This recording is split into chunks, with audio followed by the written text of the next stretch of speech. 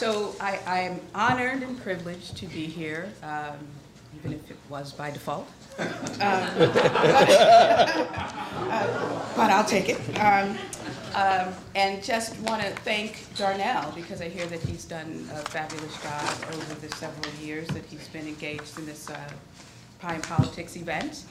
And I think you ought to acknowledge that.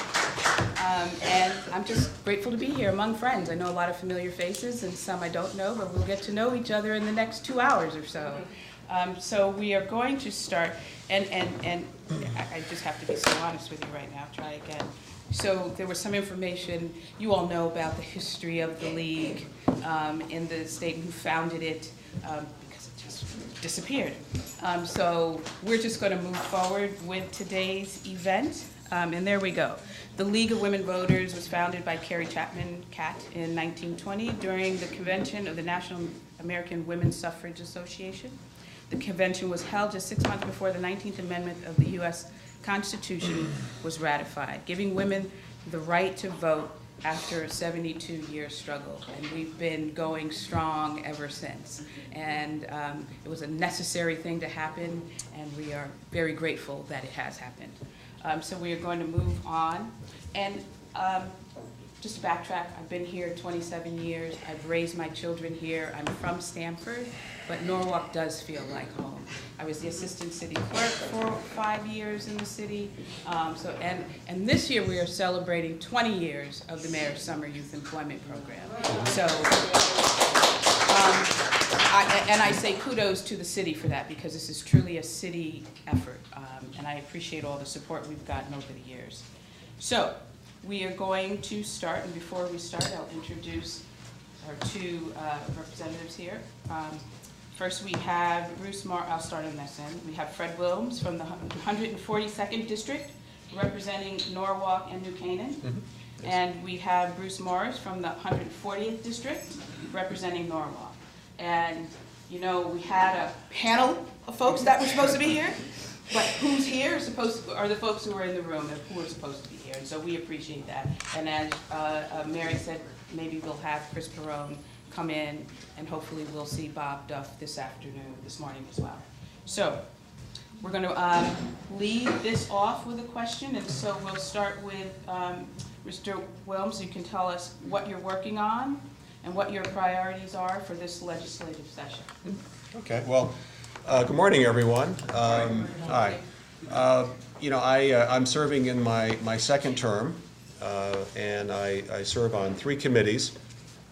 Appropriations, which is the budget, also transportation, and then planning and development, which is involved with towns and cities, any regulations, laws around that.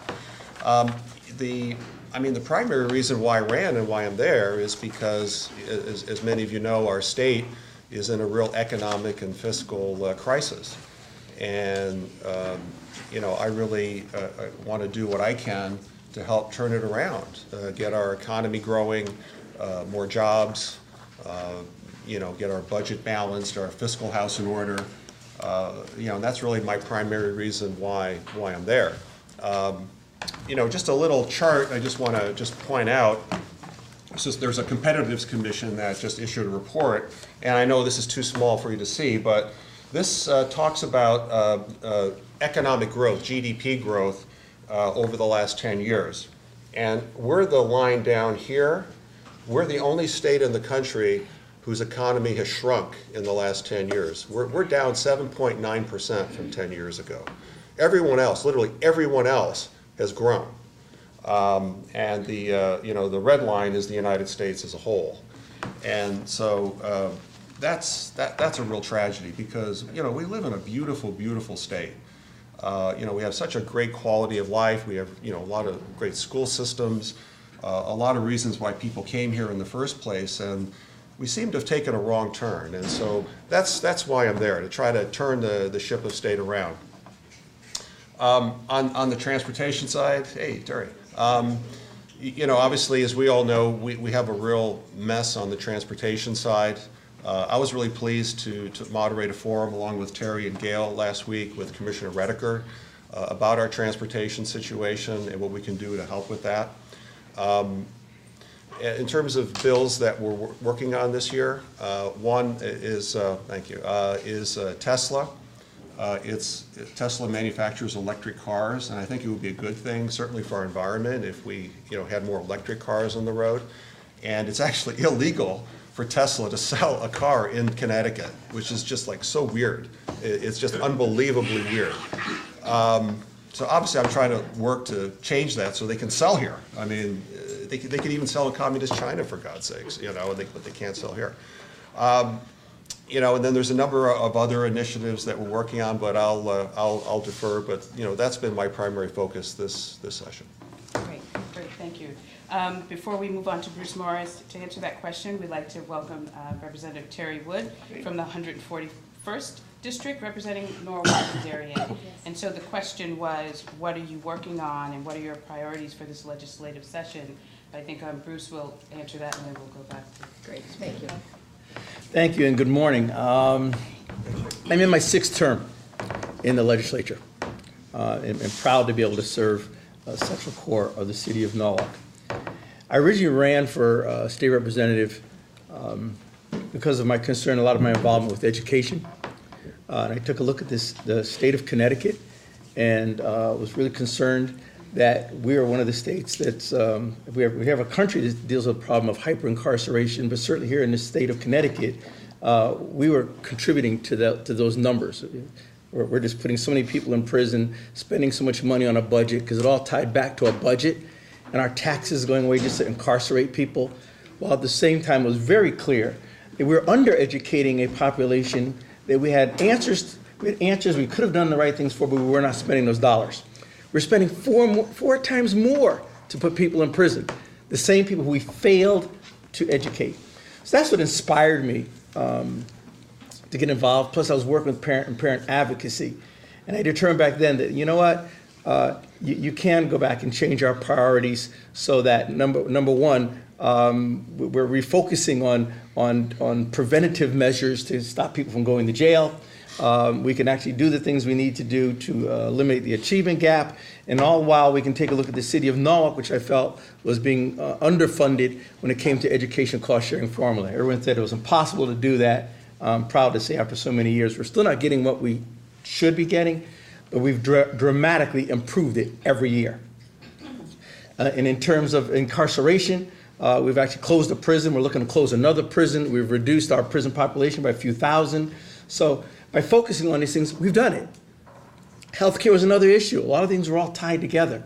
We talk about our economy, but yet we had a number of people, a large part of our population, and we're spending tons of dollars for social services and everything else because we didn't educate them or imprisoning them, or the people don't have proper health care.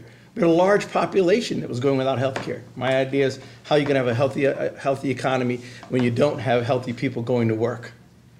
So I don't take up all the time, but these are a number of things that just inspired me, and I focused a lot of my attention on. And in the last few sessions, I've dealt a lot on what we call economic equity. When we begin to talk about a budget, because getting Connecticut moving forward was, and I got 30 seconds, from my viewpoint, was we left a large segment of the population out that we've just provided services for, but if you can provide real empowerment for our entire state. Our intellectual capacity was one of the greatest things going. So I felt, listen, if we can work to do this, we create real laws that provide real opportunities. So this year, I got about probably 10 seconds, I'm working hard on pay equity. Women are not paid the same thing for doing the same jobs in our economy. I'm pretty sure I'll have more time to add other things that I'm focusing on. Thank you. And before Ms. Wood starts, we want to welcome Chris Perrone from the 137th District, representing Norwalk. The question was, what are you working on, and what are your priorities for this legislative session? And we're going to have Ms. Wood. Okay, great, thank you. Well, thank you all. Always love what you all, the League, Norwalk League does, and it's a great opportunity to hear what you're thinking as well. I apologize for being late, and I have to scoot out a little early. I've got 3 things this morning before 11 o'clock. All right, so what am I working on? Specifically, I'm working on another dyslexia bill. Dyslexia has been something that is very close to my heart. We've got a daughter who's dyslexic, and at age 28, she just got out of graduate school. So there is light at the end of that tunnel. In public school, we are still not doing a good enough job identifying and remediating kids with dyslexia. It's about 15 to 18% of the school population, and they just, in all districts, high-performing districts and urban districts, they all get passed along without proper identification, and I really want to see that changed.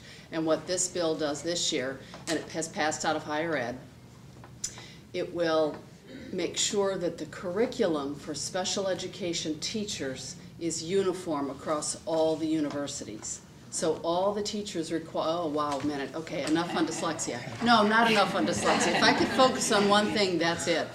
I'm also pleased that a section of the opioid bill has also gone on out of public health, and it has been included in Senate Bill 511, which is going to further address the opioid crisis, and that is to, right now, the only data we have on opioid overdoses is from the medical examiner's office at the next year. So what this would do would make it accountable in real time. So at the end of the day, all those stats have to go to your local public health department so they can tell what's happening and how quickly, and is fentanyl involved, how often are they having to give Narcan, how many doses of Narcan. Okay, am I done? Okay. Oh, and I don't know if you all covered this, there were two very good I think they were, gun safety measures that passed out of judiciary a couple of days ago, which would ban bump stocks in Connecticut and ban ghost guns. And they passed out of judiciary, I think, yeah. The vote, oh, time.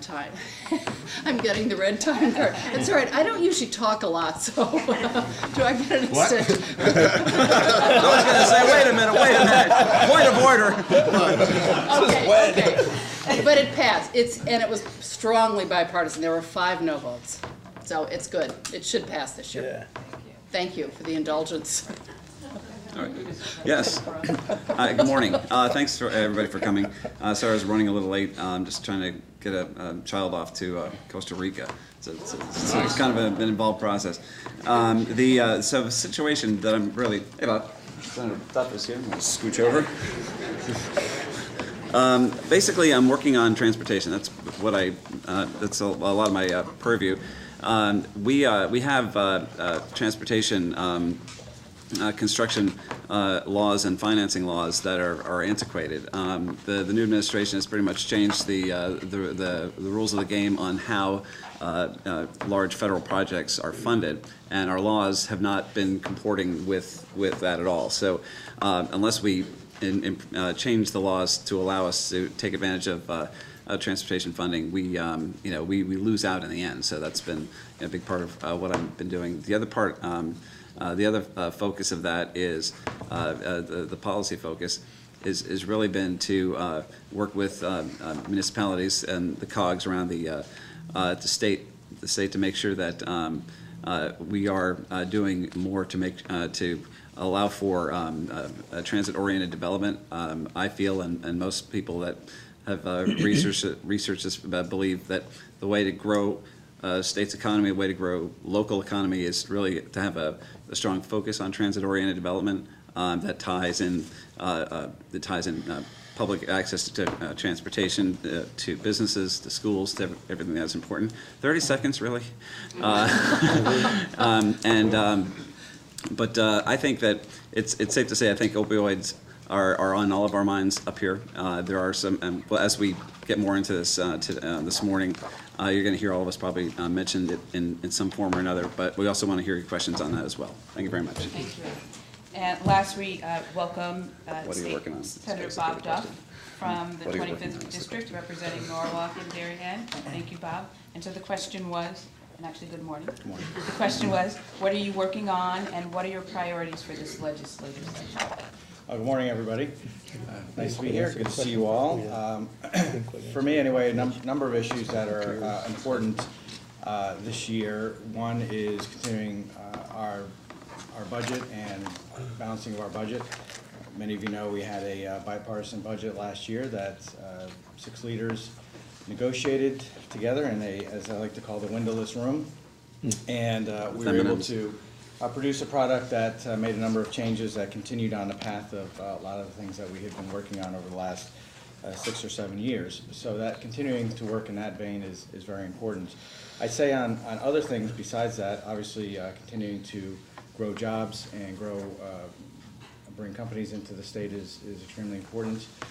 In addition to that, working on other things that impact our middle-class families is very important as well, such as working to enact paid family medical leave, working to raise the minimum wage, working to make sure that we have pay equity amongst women and men in Connecticut, continuing to work on our Time's Up bill that we have that just passed out of the Judiciary Committee. So I think a lot of those things matter to people. Unfortunately, the net neutrality bill that I had proposed died in the Energy and Technology Committee. I'm going to continue to push that as well because I do think that's important for us to continue to fight for. There's a number of different things that are out there that will continue to get our attention, but those are some of the main things that I'll be focused on this session.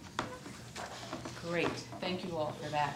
And so now we will open it up to the audience for questions. Yes, ma'am. In the field of education, I noticed very happily that the legislature has just passed a bill to introduce curriculum in the high school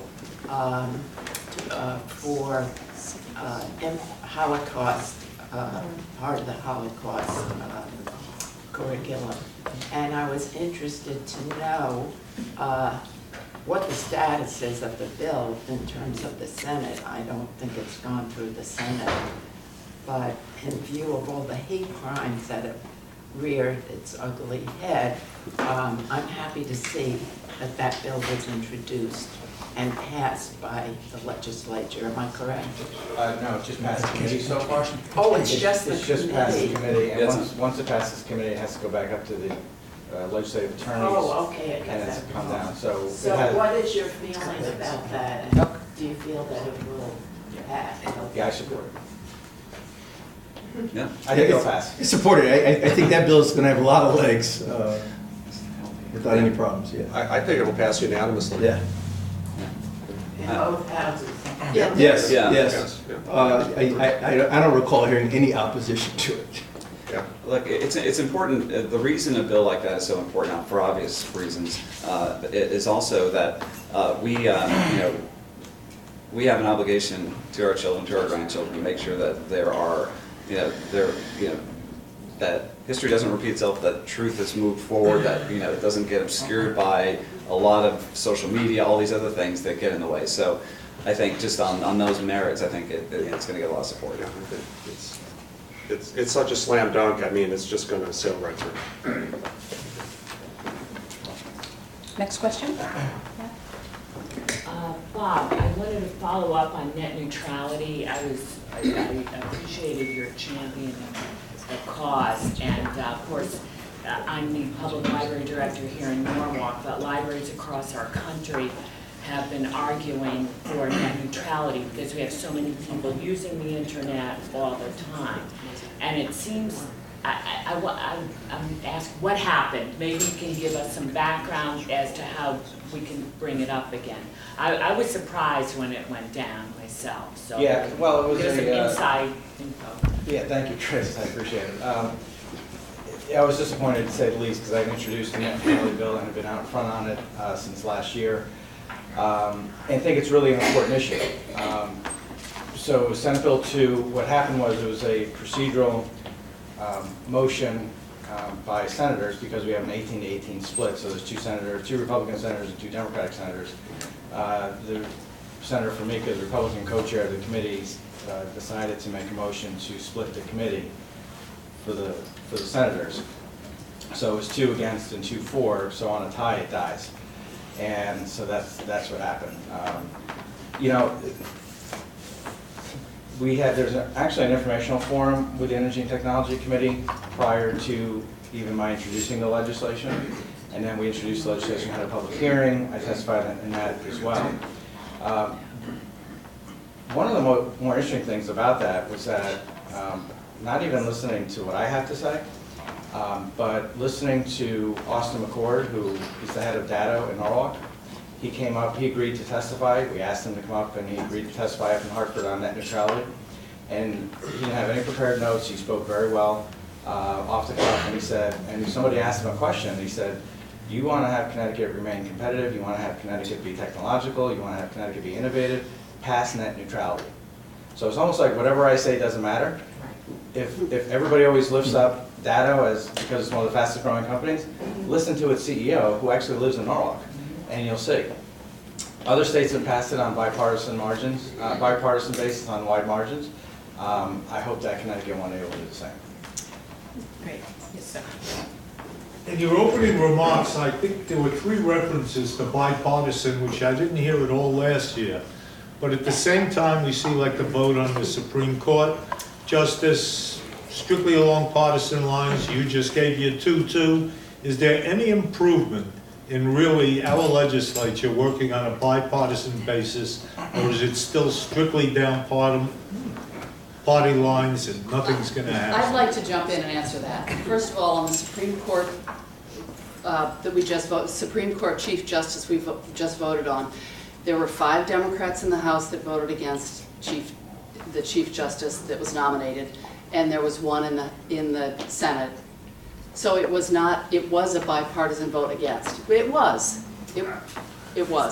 And there is a great deal of work that we do on a bipartisan basis. There are about 10 bills a year out of 350 that we will do that are not bipartisan, and they're largely they're all fiscal bills. So we do a tremendous amount. The bill that Harriet just mentioned, it will sail through. It probably won't, it'll have maybe a 10-minute debate and it'll get voted out unanimously. So if we do 350 bills a year, 343 are, if not unanimous, very close to it. So we do, and there's a lot of collegiality. So I want to stress Do the that. rest of you agree with that? Mr. Wells has his hand up. Can we let him answer that and then we'll go down the line? Go ahead. Yeah, I would say about, in my experience, the committees, about 70–75% of all my votes, I'm hitting the green button, the yes button, and along with the majority of pretty much everyone else. I would say the committee work is very, very bipartisan. Both sides work together, and almost everything is done on a compromise basis. Where there is a very strong split, in my observation, is on economic and fiscal issues. And the reason for that is really simple. I mean, our state is controlled by legislators from Hartford, Bridgeport, and Haven, and who are very also aligned with the state employee unions. And they simply have a different socioeconomic view of things than, let's say, most everyone else. And so, it's hard to, those votes tend to be partisan because people are reflecting different socioeconomic statuses and perspectives. But other than that, I'd say the atmosphere is very collegial. Bruce and I, for example, last year, we co-introduced a bill on ECS reform for Norwalk and for everyone else. And we testified together in front of the Education Committee. There's a lot of that happens. Did someone else on the panel want to answer that? Yeah, sure. I think that it's a fair metric. I mean, most of the stuff we agree on. I'm not quite sure I agree that the reason we disagree on economic issues has everything to do with socioeconomic issues of Hartford, Bridgeport, et cetera. I think that we're getting into a real discussion on tolls, on the funding of transportation, the future of transportation funding in the state of Connecticut. It is not an easy topic to get agreement on, but it's also a critical issue to our survival as a state. When you look at the other states around us that have tolls, that have let me put it this way, without using the word tolls, because that in itself is somewhat incendiary, is basically a dedicated revenue stream that is going to ensure that our infrastructure is maintained to a state of good repair, but it's also looking forward to, again, talking about what I was referring to earlier with transit-oriented development and things that are going to help drive development and growth in our state, whether it's in the inner cities or not. But by and large, I mean, it's most of the things that we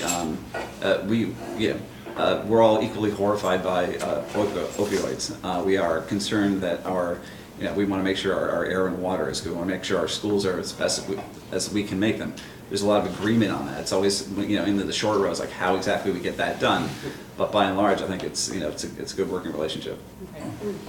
Yeah, I would just jump in and say that yes, I do believe that the Connecticut legislature, like a lot of state legislatures, may be bipartisan on a lot of things, but there's also a lot of things in running government that is not sexy or interesting. They're just kind of running government, and you pass bills based on things that need to happen. And I would say that 90% of those things are bipartisan or unanimous as they go through. It's more than just fiscal issues, though. There's social issues as well. And so, for example, budget issues have not traditionally been bipartisan, but social issues such as marriage equality or transgender rights, or even issues such as second chance society, criminal justice reform had not been always bipartisan. I think what you saw happen with Justice McDonald, even though there were some Democrats who voted against him in the House and a Democrat who voted against him in the Senate, is that you've never seen a party, a block of people vote in mass as a group against a candidate. That's never really been our tradition in the state of Connecticut. We've always voted on qualifications. We've never voted on anything else. So I voted for, over the years, have voted for liberal, conservative, and middle, moderate justices based on the simple fact that they've gone through judicial selection and that they've been deemed qualified. So we've never really picked apart their record. So it's been very, very rare where somebody's been nominated and hasn't been approved. And in addition to that, you've had governors over time that have always renominated the judges who've been in before them. So, for example, Governor Malloy always not renominated people who've been nominated by Governor Rell or Governor Rowland, and hopefully that continues. You have candidates for governor this year saying that they want to change that, and that would really, I think, be very chilling to the judicial branch, which has always been viewed as fair and impartial and independent. Yeah, I would add to that, agreement with all the other commentary that you've given in terms of overall how we vote. And we've said this year after year, I think it's more than 90% of the bills that we agree on. But as Senator Duff says, yeah, there's whether social or financial, sometimes there can be a change. But quite frankly, with judicial issues, we're finding more and more both sides of the party are coming in agreement. Because sometimes you even have conservative Democrats. But to speak specifically to the case with Justice McDonald, as a member of the Judiciary Committee since I've been on that committee, we have always vetted judges, and quite frankly, there have been times when the governor has nominated someone, they were vetted, and it was determined that person wouldn't make it through, and the governor would withdraw that nomination. That did not happen in this case. It was very clear and evident that Justice McDonald did not have the votes to get through. The Judiciary Committee is not a rubber stamp of the nomination that a governor puts forward. Otherwise, why have that process? You're there to make a determination. And if you actually take a look at what people said in their objections, why they decided not to, I was one of those Democrats that decided not to. And I encourage everyone to take a look at the footage of what was actually said. Because the innuendo that's out there has nothing to do with the actual reasons that people voted no. All right. I, for instance, gave a real query about religious liberties because there was that concern 9 years ago, very clearly, 5 years ago, but everyone said, you know what, he's a phenomenally bright guy because he is. Great on a lot of civil rights, but that was a concern. And if you actually take a look at the query, I think you'll realize, yeah, there's a real shortfall there. My question to everyone was this, you know, would you want to put a person in there as the chief of the entire judicial system who was really poor on women's rights? I don't think so. Think about the rights that are really important to you, particularly any constitutional right. And if a person was short on that, would you vote for them? I think you'd say no. Yeah, I'm happy to talk about, I voted no on Chief Justice McDonald, and the approach that I took, I'm not a lawyer, I'm not on the Judiciary Committee, so what I did was I actually sat in on the Judiciary Committee's hearings, and then when I had to leave, I watched it on TV. I watched about 8 hours of the hearings and listened very carefully to the dialogue. And then I talked with a number of lawyers, got opinions. I read all the transcripts. I read the Supreme Court decisions and rulings. And then on the House floor, we had 3 hours of very extensive discussion and debate. And I really don't care whether a person is, what political affiliation they have. That's not how I want to vote for a judge. The Chief Justice of the Supreme Court is more than just another vote on the Supreme Court. This person is the CEO of the entire state judicial system. All the courts in the state, everything.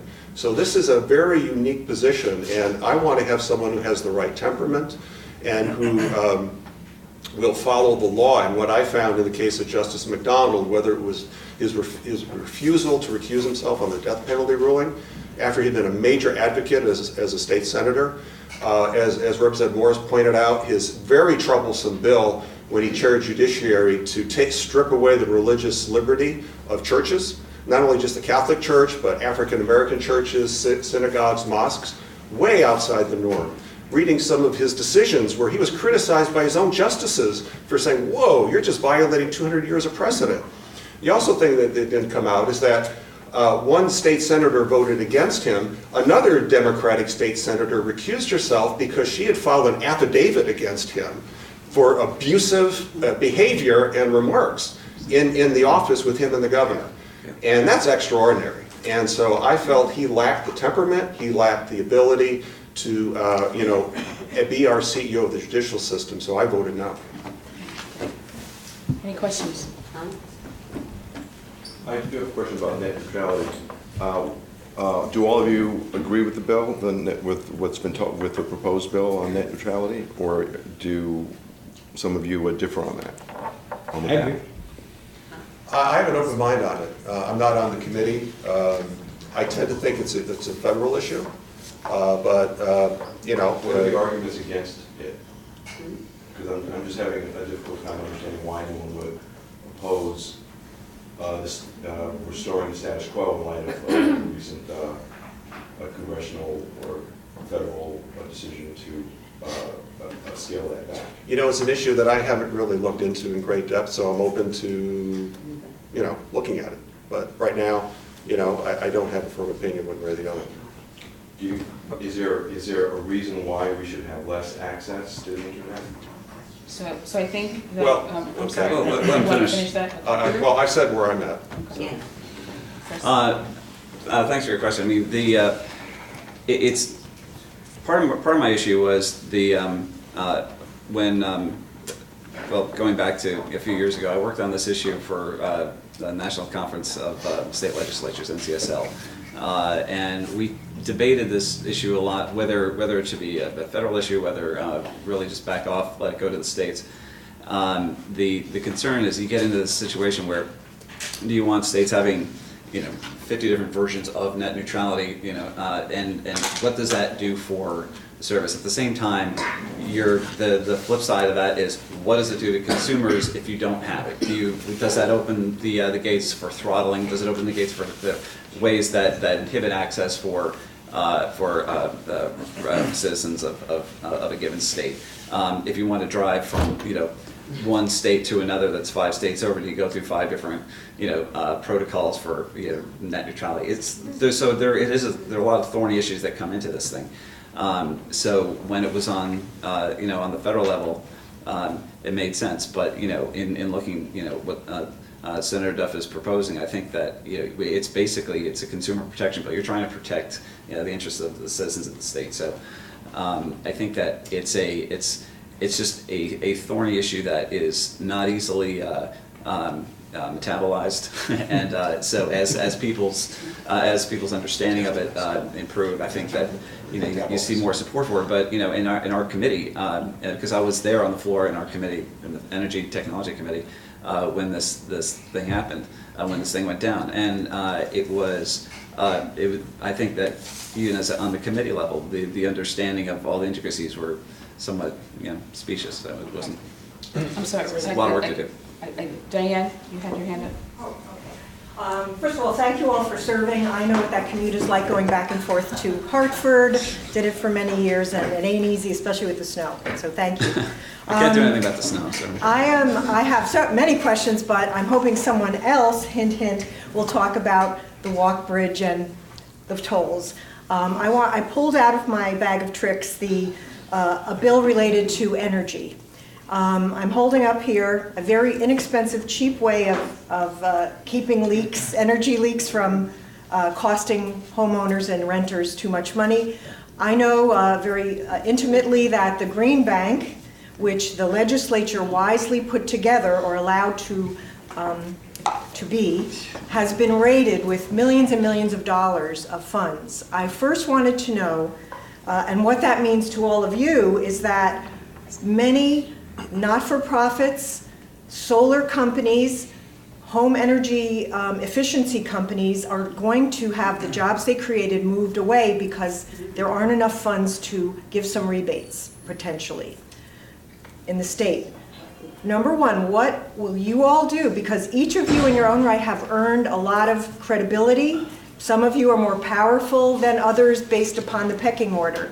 What are you going to do to restore some of those monies to the Green Bank and what is known as the HES programs, home energy programs?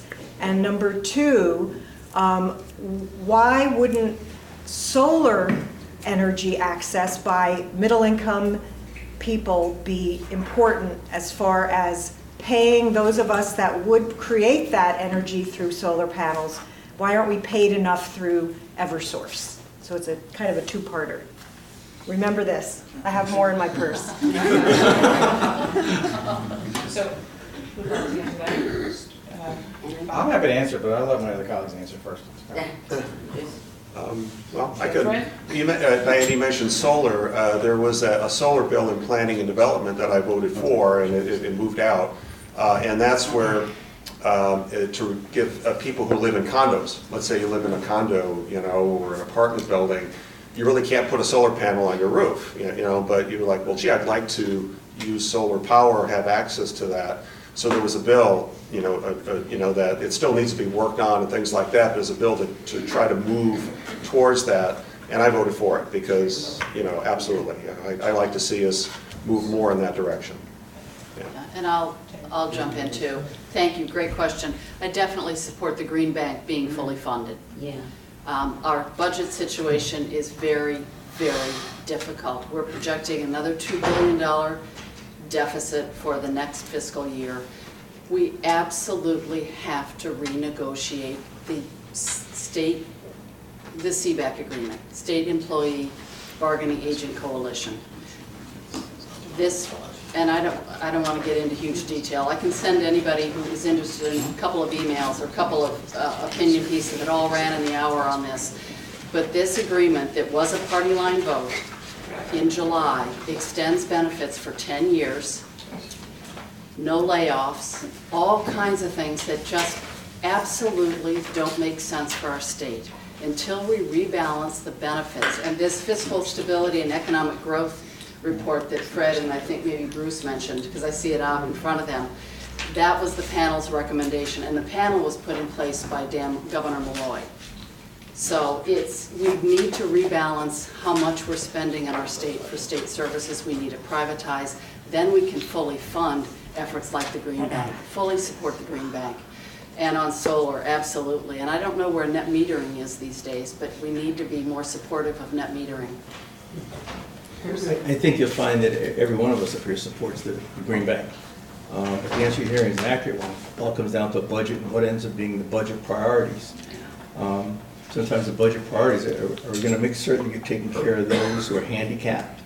And where do you find the money to do that? Those are disabled. Where does that weigh against, say, funding Green Bank? Most of us will go to, listen, I'm going to take care of the person first. We have very limited dollars. It's a very tough budgets that we're dealing with. So that's where it falls. We support that. At the same time, I think one of our priorities has been, certainly since 2008, how do we retool the state of Connecticut? We've done that. We talk about this every year we come here. We recognize that We had to restructure the state of Connecticut. The financial services sector, that industry is no longer the viable industry that takes care of the revenue for the state of Connecticut. You know, but we've done a phenomenal job at investing into bioscience. In the last few years, and particularly even this year, our Democratic agenda, we're making certain that with higher ed and VOTEC, we're making the proper investments so that we can have the workforce that will be able to take care of these phenomenal jobs that we set up for Sikorsky and Pratt & Whitney and others. So those are the balances that you have. Because if we don't take care of that workforce for the future, businesses are not going to want to come here. And if businesses don't come here, we're all in trouble. It's just, really briefly, I mean, of course I support the Green Bank, but also, we are not by any means saturated in terms of the amount of residents that are using solar. I think that doing anything to cut that back is premature. I think it's a disservice to folks that want to use solar primarily. I think there is also the issue of net metering. I agree that I think it's also premature to pull back that, because that was something that that has been. I still think it needs to stay in place. As far as looking at going forward, Connecticut. The reason some of this stuff went in, and some of this stuff goes back to like 2010, 2011, where the Green Bank was originally started, but some of the other environmentally useful tax programs and things were started. It was basically seen there was like a real opportunity for Connecticut to be a leader in this area, and then over time some of the stuff got scaled back or funds got swept, and I think there's been some short-sighted decisions made just to sort of plug holes in the budget. And I just think that we've sort of cut off our nose to spite our face on this, and I think that I think a lot of the sentiment up here is valid. I think there's a real concern that we're hurting some of the things that we want to maintain going forward. So I think and one of them is a strong but also forward-looking energy policy that is focused on renewables. Yeah, thank you. I think we got a little off topic on the state employees agreement, and I think that we can certainly have that debate, no problem, because it does save $1.5 billion over 2 years, and it saves $21 billion over 20 years. But there are things that are factual, which is you can have layoffs for any employee hired after July 1st, and the Fiscal Stability Commission was a byproduct of the bipartisan budget, not Governor Malloy. So that was something the legislature created, not the executive branch. With regard to the Green Bank, that was, the rate on the Green Bank was again a byproduct of the bipartisan budget negotiations. That was on the table. The Reggie funds was on the table. Any kind of environmental funds were on the table to be swept. I argued very strongly against it because one is you're just taking money and then you have to replace it another year with money that you don't have. I think there was some philosophical differences as to the value of the Green Bank and whether or not that is actually doing the job it's supposed to do. I think in the end, some people were convinced who hadn't been convinced that it was. We have a great company in Darien, run by a person from Rowayton, Jessica Bailey, who used to work at the White House and work at the Green Bank, who's growing jobs in our state with all the kind of people who we want to have in this state. Younger people moving in, just starting out, and I'm afraid that we're putting the brakes on that.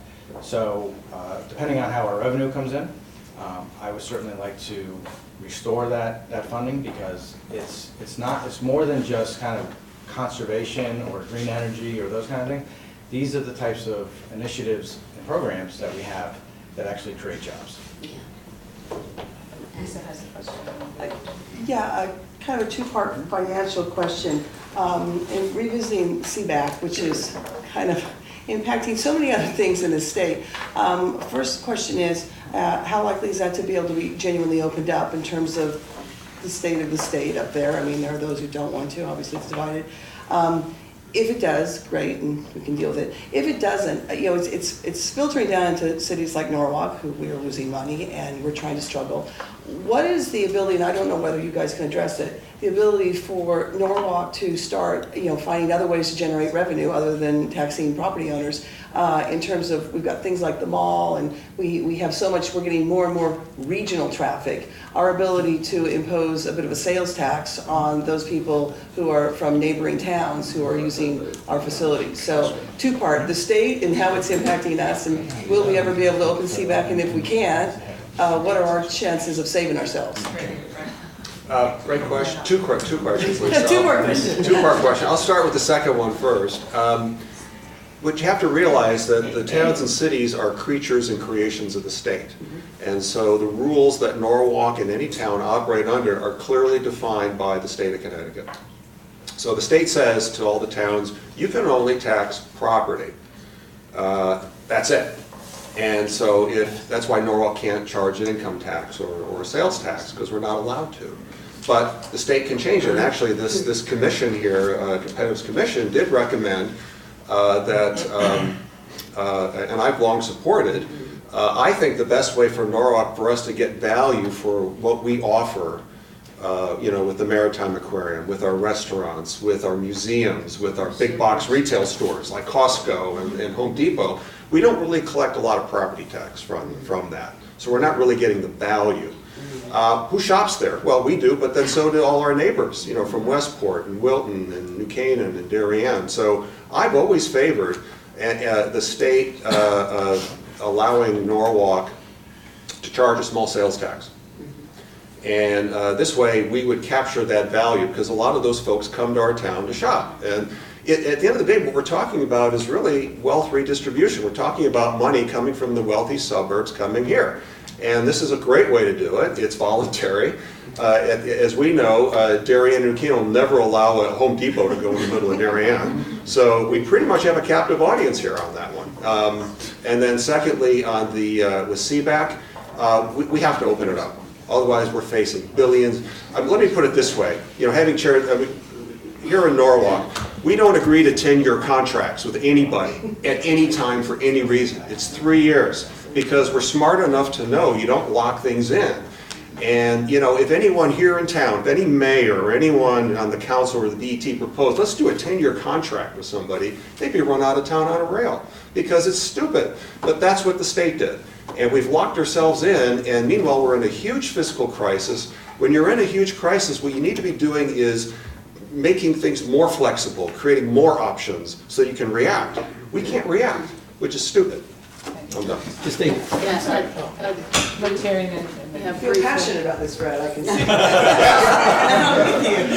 He's a former BET chair, I know he is. I know. with the current one right there, so, yeah. with great Yeah. dignity or. Like, see what our Democrats feel about that, because we can't do any of these social things unless we get our That's fiscal right. house. That's right. Let Terry answer and then we'll just keep On the going. CBAC agreement, 100%, the next governor needs to open it up, and all the Republican gubernatorial candidates have said we need to open it up. And as far as savings on that contract, it's not savings, it's just what we're not spending. We have to open up that contract and be more flexible. We are the only state in the country that has not fully regained the jobs lost in 2008. And that is in editorial after news article. That's factual, the only state. We've only regained 76% of the jobs. We need to turn it around. I also strongly recommend everyone to look up this report, the Commission on Fiscal Stability and Economic Growth. It's a big, sort of a mouthful of a name. It's an excellent report. It documents everything. It's readable. The data points are very readable. It's digestible. I feel very strongly it's a very solid plan forward, and I think there are parts of it that Republicans and Democrats can support. Bruce. Stay focused on your question. Thank you. All right. So last year there was a bill that came through Finance Committee with exactly what you're trying to get done. Because many of us recognize that municipalities need to have that ability to be able to raise their own revenue. A lot of discussion, couldn't get it into the budget. Again, this year there's another bill doing the same thing. In fact, I can't recall whether we did something with it just the other day. But that discussion is there. I think you're getting more and more legislators who understand that the state is, we're just not doing it at the state level. So I'm hoping that at the end of the day, the product we have will allow that availability. However, there are other things that we're doing. It isn't just about a city being able to raise its own revenue. There's another bill that came through where we're talking about regionally, allowing regionally more of the services that are provided for municipalities to be coordinated and paid for at a regional level. There's a lot of discussion about that because everyone wants their own little territory, but the reality is regionally, some of these things we would do better off if we could have that as a shared expense. So it's about out of the box thinking. We can't keep saying, listen, we're going to do this on the back of the state employees. Quite frankly, we've got so many fewer state employees than we ever had. Basically, state government is barely running. All right. Fewer people. So the state government can't always be the answer. It's really about sustainability. And the interesting thing about that report, by the way, that report had some good things in it and had some really horrible things in it. Okay. It actually contradicted itself at some point to say that, listen, yeah, we need to raise minimum wage, but at the same time, we need to raise the threshold for prevailing wage. All right, so those are contradictory. But again, my point would be, what do we do for the future sustainability of the state? So a major piece there is important about what do we do about the investment in inner city, in urban communities. So I could go on and take more time than I have here, and I wish we could have that conversation at a different level. Chris? Yeah, I mean, I think as far as CBAC goes, I mean, I think it's been discussed here. But to your point, I mean, look, we've locked ourselves into decisions that have, across the board need to be looked at going forward. I think that when you have a new governor, when you have a new legislature, it's tough to say like what's going to happen next year in terms of who's going to be in it. But whoever sits there is going to have an obligation to go through our finances and put concepts on the table that are going to try to get us, make us more competitive, make us stronger fiscally going forward. I mean, that's the job, and so I think we all have to be mindful and listen to what ideas are put forward, even if they're our own. So the other thing is that we have a new federal tax plan on the that's just been passed. That's going to affect states in a way that primarily what in a large sense what it does is it broadens the tax base so that in concept states conceivably get more money, but the states that optimize their tax laws and their own efforts to take advantage of that are the ones that are going to do well going forward. So I think there is the federal dynamic has changed, but what that's also done is changed the state and local taxation for municipalities. So the governor has put an idea out on the table to allow municipalities to start organizations to raise money to deal with local issues like that. I've run the idea past some folks on the federal level, some tax professionals on the federal level. They think it's a good idea for us, but the idea is it's one thing to let towns raise more money, but it's more significant to allow towns to keep this money, and I think that's where we got to be really vigilant. Yeah, thanks. So we have 169 municipalities, and the state spends, at about $20 billion budget, sends about $5 billion a year to our municipalities. So the question really is, as state government has shrunk about 15% over the last 6 or 7 years, has our municipal governments or our boards of ed done the same? And I think the answer is no. So how do we make things more efficient? How do we actually bring that down to local level? So there's a couple different things we need to do, because everybody always dances around these issues on our municipalities, because nobody ever wants to go back home to say, we have to do things differently. Everybody wants things to be the same way, and that's actually what's choking the state, is the fact that we have 169 small, basically small communities, and there's very little incentive for them to actually work together to be more efficient. Prime example, I'll give you two examples. One is that 50% of our school districts in this state have fewer than 2,000 students. They all have superintendents, they all have administration, they all have things that we spend and that cost a lot of money. Now you try and change that, and it's like World War III. But we have to do it. We have to do it. Another example, in our bipartisan budget talks, we were talking about this, and in the city of Houston, that has about 4.5 million people, they have one police dispatch center. one, or emergency dispatch center. We have, again, a state of 3.5 million people. How many think that we have? 115. Oh my gosh. So how does that make sense? And how is that helping taxpayers? It's great for legislators when they go and they say, hey, look what I just got you. I got you, a shiny new dispatch center, but that costs a lot of money. It's the same what we've done with school construction for all these years around the state. A lot of new schools, very few students. So those are the kinds of things that we have to do, and those are the hard conversations to have. State government has not grown. State government has shrunk, and our expenses are cut. And I can show you all these little Ross Perot charts to tell you that. You need the Texas accent, though. And the CBAC agreement, as much as it's the boogeyman over there, when Jody Rell did an agreement, that was probably a fifth of these two agreements that are saving billions and billions of dollars. It was bipartisan, it was bipartisan, and people leaving on both sides of the aisle said, you know what, you don't get everything you want, but you gotta do it. And that had a $100 million deferral into the pension fund, which was bad. We've actually, a lot of our issues are the fact, and we've said this year after year here, a lot of our issues here are the fact that employees hired in 1984 and prior, those pensions were not paid. Our pensions for current employees are 95 to 97% funded, and we've now just changed to a hybrid pension 401k plan. So again, we can have this debate all day, but the reality is that we're stuck with the debt for people not paying over decade after decade after decade. Time's That's up. what we have to do. Time's up. Time's up. Okay, so if we do this in order, My choice. Darnell, and then the young lady in the back agrees, so Darnell. Okay, yeah, I'm Darnell Carlson. Seemed like we just hit 12 minutes ago. A year went by pretty quick. But we still have the politics in the front, the pie in the back. So if you don't like the politics, enjoy the pie, right? We're going to try to keep folks ready. Keep it separated. Keep the pie and the politics separated all the time. So listen, Chris, you mentioned an incendiary word, which was toll. Right. And I'm going to mention an incendiary word, which is taxes.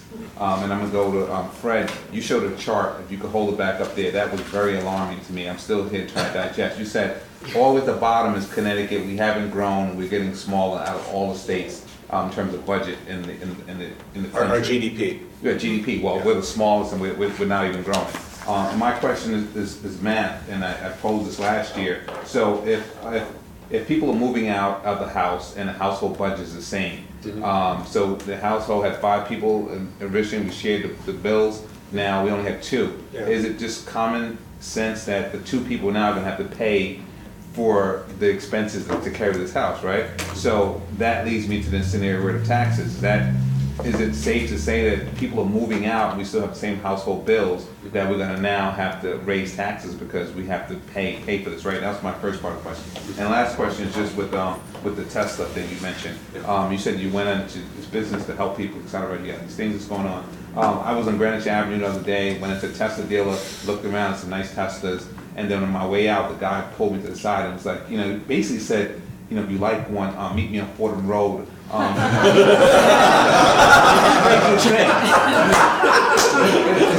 That's what he said to me. He said, here's my card. If you like one of these, we can show them here, but we can't sell them here. But if you meet me around the back, Just maybe right over the border. Exactly. We can get this baby in here real quick. No one has to know about it. So like, what's the problem? Is that he said that they're being sued by all the other traditional dealerships and all the stuff he was telling me, but he gave me his card on the low. Yeah. It sounds like it's easier to get pot in this state than it is. It's funny you mention that. Well, yes, it's illegal for Tesla to sell here.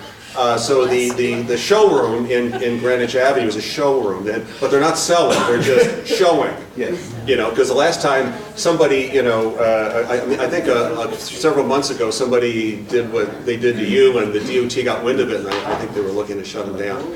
But, which is crazy. But to your point, Darnell, it's a really good point. I mean, the fact of the matter is that we're a small state. And, again, this is the fact. Half of the revenue we raise in our budget comes from the income tax. And the income tax is paid disproportionately by people who are rich. So my point is, whether you like rich people, whether you don't like rich people, maybe you're indifferent to rich people, they pay a lot of taxes. And what a lot of them have been doing is moving out. And when they move out, they take their state taxes with them. So, and so where we are right now, and their charitable contributions and everything else. And so where we are right now is organically, the state budget, the revenue side is basically zero growth, organic. But our expenses are 5% growing organically. So that's the mathematical definition of a fiscal crisis, where that's where things are fundamentally the starting points. So what we need to do is, obviously grow the economy, and, we need to have people, businesses, want to move here. We used to have that until, the early 90s. People came here because they wanted to be here, and now they don't. And on the, on the CBAC deal, look, at the end of the day, nobody has a problem with folks being unionized. But the reality is that the city level, and Ed, you know this, I mean, 70–80% of the city budget is employee compensation. At the state, it's about 40%. And so, at the end of the day, I want everyone to get a fair wage and a fair benefit. But if someone's getting, here's the average for the private sector, and someone's getting this, and we're talking about this fiscal crisis, we need to realign things, and we need to do it in a fair way. So that's where I'm at. New York has those commercials with, sorry about that, Wait a minute, with bringing businesses in. We don't have those commercials, we don't do anything. Darnell? Sorry. Darnell? Sorry. Haven't you done this before? Yes, and you did a great job. Elsa's waiting the red time here, it's like, I got one. So, who'd like to answer that, Bruce or Chris? Yeah, I mean, basically, my questions about how we do our finances are tied into really what our priorities are. I mean, you look at, say, Electric Boat. They are now building one of the largest nuclear class submarines in the world, and they're bringing people to build this boat, submarine, in from Rhode Island. That's unacceptable, and I think that in our both in finance and approach, I mean, we're moving legislation to allow for more training in Southeast Connecticut to utilize our community colleges to make sure that we have the training to make sure that more of the people that work for Electric Boat are Connecticut residents. I think we're giving the store away when we do that. As far as something like, say, tolls and how that works with the rest of the economy, my concern is basically this: without some focus on a dedicated revenue stream to build our infrastructure out, which is required by law, that is what we're going to be doing is taking more from the general fund, taking more from education, taking more from healthcare, taking more from the things that have a real impact on municipalities. So, and I think by ignoring one area of the economy, which is infrastructure, I think that we're really putting ourselves in harm's way by sort of compartmentalizing these. So I think that we really do need to look at how our fiscal structure is tied together, and I think that one of the problems the state of Connecticut has had over the years is that we've sort of been siloed in how we look at infrastructure one way, look at funding education another way, we look at funding the general fund a third way, and none of this is tied together. And I think that has to be taken more seriously. So that's a macro question, but I think that's when you have. Oh, I get the red card. We're like I said, putting ourselves in harm's way. If we're going to take this more seriously. Thank you. We can talk later. So I'm for Tesla. Tesla pusher. And think it's a good idea, but I understand why car dealers and those folks are against it. But I'm for Tesla, but in a very specific scenario, in which I share with them multiple times. On to your larger point there now about growing the economy, there's a number of different ways in which we grow the economy. One right now is we have about 25,000 jobs that are unfilled, that need to be filled. How do you grow your tax base? You fill those jobs. Connecticut's always been a race to the top, and we've got to fill those jobs with highly qualified people who have graduated high school, who graduated college, and who work in a lot of the industries, some of which are in the defense industry. So that would certainly help grow our tax base, because we have those jobs ready and available right now. We just need the workforce to do it, which is why as to Chris's point, education, transportation, housing, all those things matter when you try and grow the economy, because if you don't have a good education system, you don't have a good transportation system, you don't have available and appropriate housing for folks, you can't grow your economy. So that's that issue. But the other thing is that I think we've had some good success over the last few years, and especially the last few months, bringing jobs into this state and also growing jobs. We just had CM4 say they're bringing 400 jobs in from New York. ASML said they're going to be growing by 500 jobs. Henkel just brought in their folks. We had Infosys is bringing 1,000 jobs to Hartford. There was a news story recently that Hartford is the fifth most place where educated millennials live in the entire country. So there's a lot of good things that are happening. Sometimes you don't hear that from other folks, but there are good things happening in the state of Connecticut. So those are ways you have to compete for those jobs too.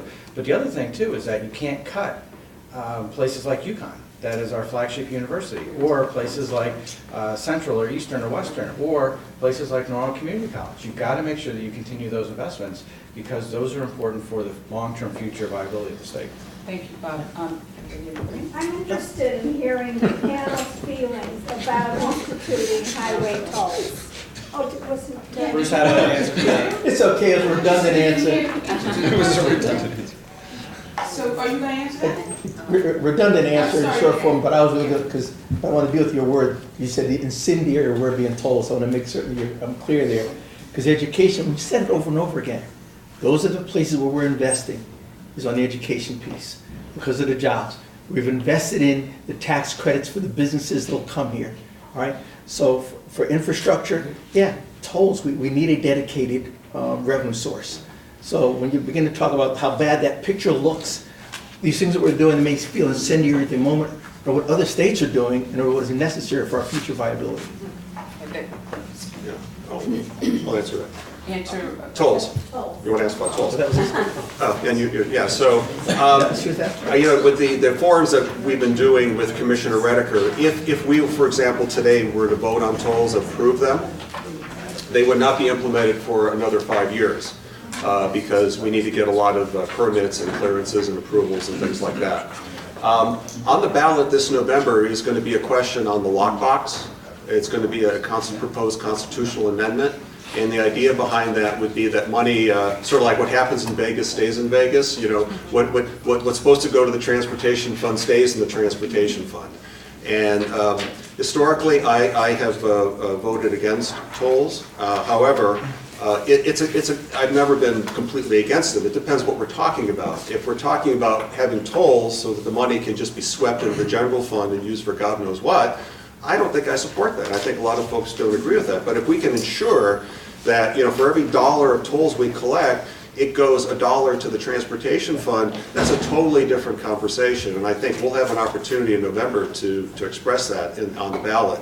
The other question that we have is, you know, what are we going to charge? I mean, if we do put tolls back in, because we yanked them out in the late 80s, federal law requires that we have to use the money. Like on I-95, the toll has to be used for I-95, and it has to be used for congestion relief. So we have to follow those federal mandates, and I'm all for that. I think we're all for congestion relief and money staying on the highways. The question is, how much are we going to charge? And last year, the DOT put out a plan saying there was going to be 12 toll gantries on I-95 from Greenwich to New Haven, and 11 on the Merritt from Greenwich to Trumbull. I don't know if I want to pay tolls 12 times when I drive from Greenwich to, I don't think anybody else does either. Now, it depends what's charged. If it's 5 cents each one, well then okay, but if it's like $5 each one, I think we all got an issue. So I think, it depends what we're talking about, but I think we're moving towards a situation where we most likely will see tolls. Obviously, it would be the cameras, you know, and things like that. And if it's used for transportation, then I think that's a totally different conversation. Thank you for respecting the time, Terry. Yeah. Okay, briefly, I absolutely support tolls in concept. Virtually every other state has tolls. However, the plan last year that we saw, which Fred just referenced on 12 tolls between, where there were 4, when the tolls were taken out in 1983, there were 4 tolling places between Greenwich and East Haven. This plan has 12, priced at 50 to 80 cents each. So someone traveling from Bridgeport to Stamford for a job is going to pay an extra $250 a month. I can't support that. That is a tax on the middle class. So I absolutely support tolls in concept. I need to see our state rebalance the spending before I vote yes on tolls. And it passed out of committee, Finance Committee on Friday by 1 vote. Yeah. Any other response, Chris? Yeah, that was mine. Here's the reason. The reason it was my vote. But my nickname is the Transportation Czar. I got Fabergé eggs all over the house. I should cash in a few so we can pay for the roads. The deal is this: that I think we need to take a second look at some of the language that passed out of the Finance Committee. I think that we can't be. We're still far out on where what the final scheme would look like for tolls. So we to say that there are specific. It's going to be prices for these for X amount of gantries, or this is how much it's going to be per toll, is problematic because that was it sort of gets away from the question of what's the fairest way for Connecticut residents to deal with this, because Connecticut residents traveling in-state really should get a break and not have to be taxed to Fred Wells' point 12 times. I think that's just not fair. But at the same time, we have to have basically what they call 2 times ratio, which is we have to have a certain amount of revenue in the Special Transportation Fund in order to not be in default. We're very close to being in default of this Special Transportation Fund. We're looking at in about 1 to 2 years if we don't do something. And what that means is it basically makes what we can't do going forward is bond for projects. Our credit rating gets hit not only for the Special Transportation Fund but also on the state of Connecticut. What all this means is that, and my job, and frankly, Fred Williams has also been supportive of doing things that have been helpful for the Transportation Fund going forward, is having, by stabilizing this, we're basically, stabilizing the Special Transportation Fund invariably stabilizes our overall economic health in the state of Connecticut, and we have to look at it through that lens, and that's why the subject of tolls is so important and relatively convoluted. So if anybody wants to ask more questions after this, I'd be happy to answer them. So, Bob, do you want to answer that? Just quickly, if tolls were approved this year, it'd be 4 to 5 years before they were actually probably put in anyway, because you have to go through the entire federal process and get permission by the federal government to do it. So it would be at least 4 to 5 years. I don't support 12 inch and whatever they're called between Greenwich and New Haven. And certainly we know that 40% of our traffic in Connecticut is out of state. And I would certainly charge, if we had tolls, I would charge more to the people in the left-hand lane from New Jersey. I mean, none of them are here, so they're not going to be offended. Drives me crazy. Drives me crazy. But so one way or another, I mean, we have a Special Transportation Fund. We have a vote this year on the lockbox of putting that money into transportation. There's kind of this myth that we've taken transportation funds and put it into the general fund, which isn't the case.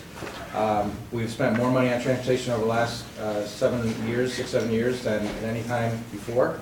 But the needs are great.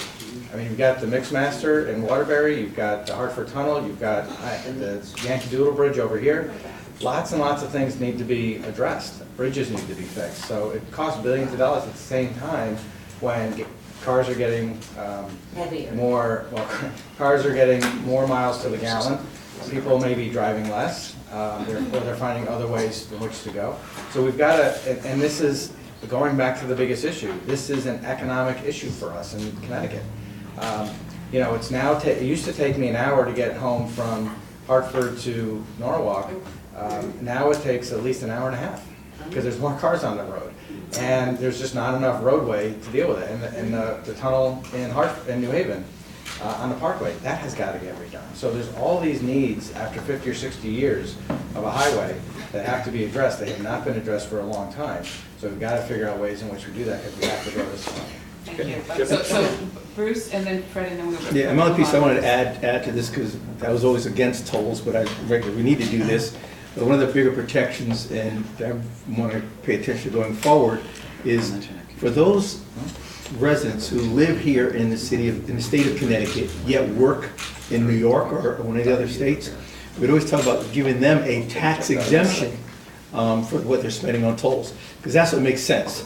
And if we're generating that revenue here, we're bringing it here, they shouldn't be carrying the burden of this while they're working. So I think that's a major part of the discussion. And certainly for those of us who live in Norwalk and Fairfield County, that should be important, because we derive a lot of our income from New York and New Jersey. Yeah. Two quick, thank you, two quick points I want to make. One is, and thanks, Chris, for mentioning this, I submitted a bill request this year, because, there was talk about our transportation fund, running out of money. And so I submitted a bill, and this is, I think it's going to be happening, is the car sales tax has been moved into the transportation budget from the general budget, and that's going to be accelerated, and that'll help cover that gap in the first 5 years. Tolls could then lay on afterwards, so that was just one thing I want to point out.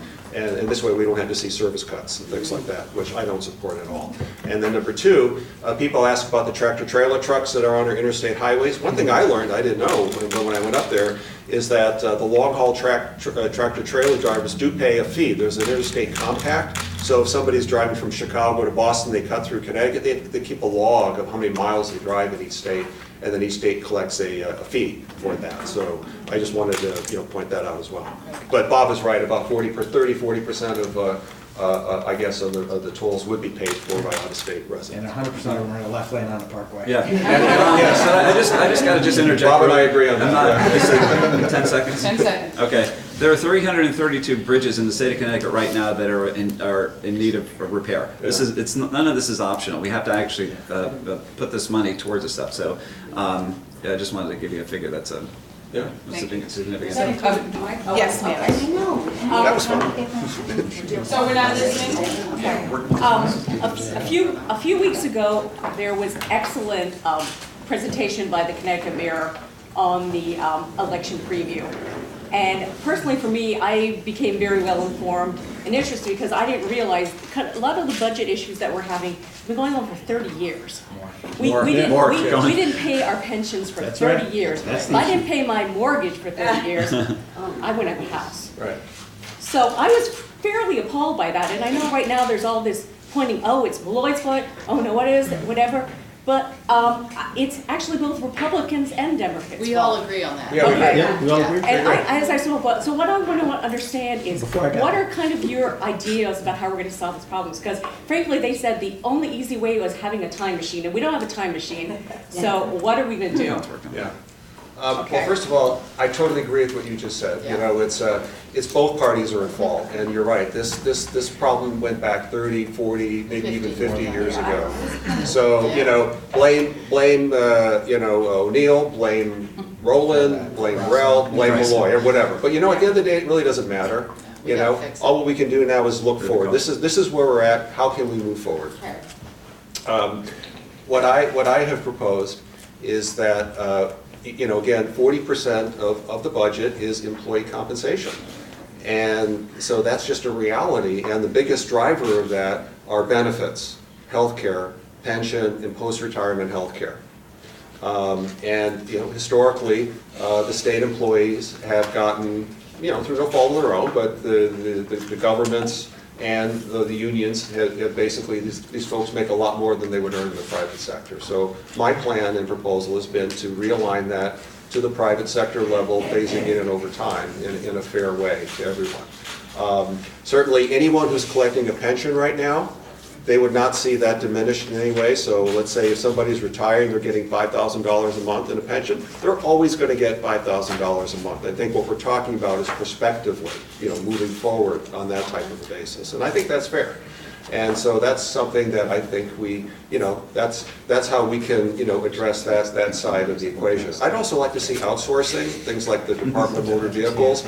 I don't know anybody who really likes them all that much, and it's a challenge, customer service. But I think more of that could be done, through AAA. or online. So, there's a number of things we can do to help realign the expense side of the budget, and those are some of my ideas. Bob and Chris, to that? Could you restate the question, because it was I was just kind of. because let me put it this way, because if UConn invented a time machine, I think most of their funding problems for the next 50 years would be taken care of. No, I mean, what are your ideas about how we're going to solve this budget problem? I think, again, we're kind of getting at the same issue from a lot of different directions. I think that, stabilizing areas that have the biggest drag on our economy is critical. Transportation being one of them. I think that we look at. I think education funding is also something that's on all of our minds on how to do that.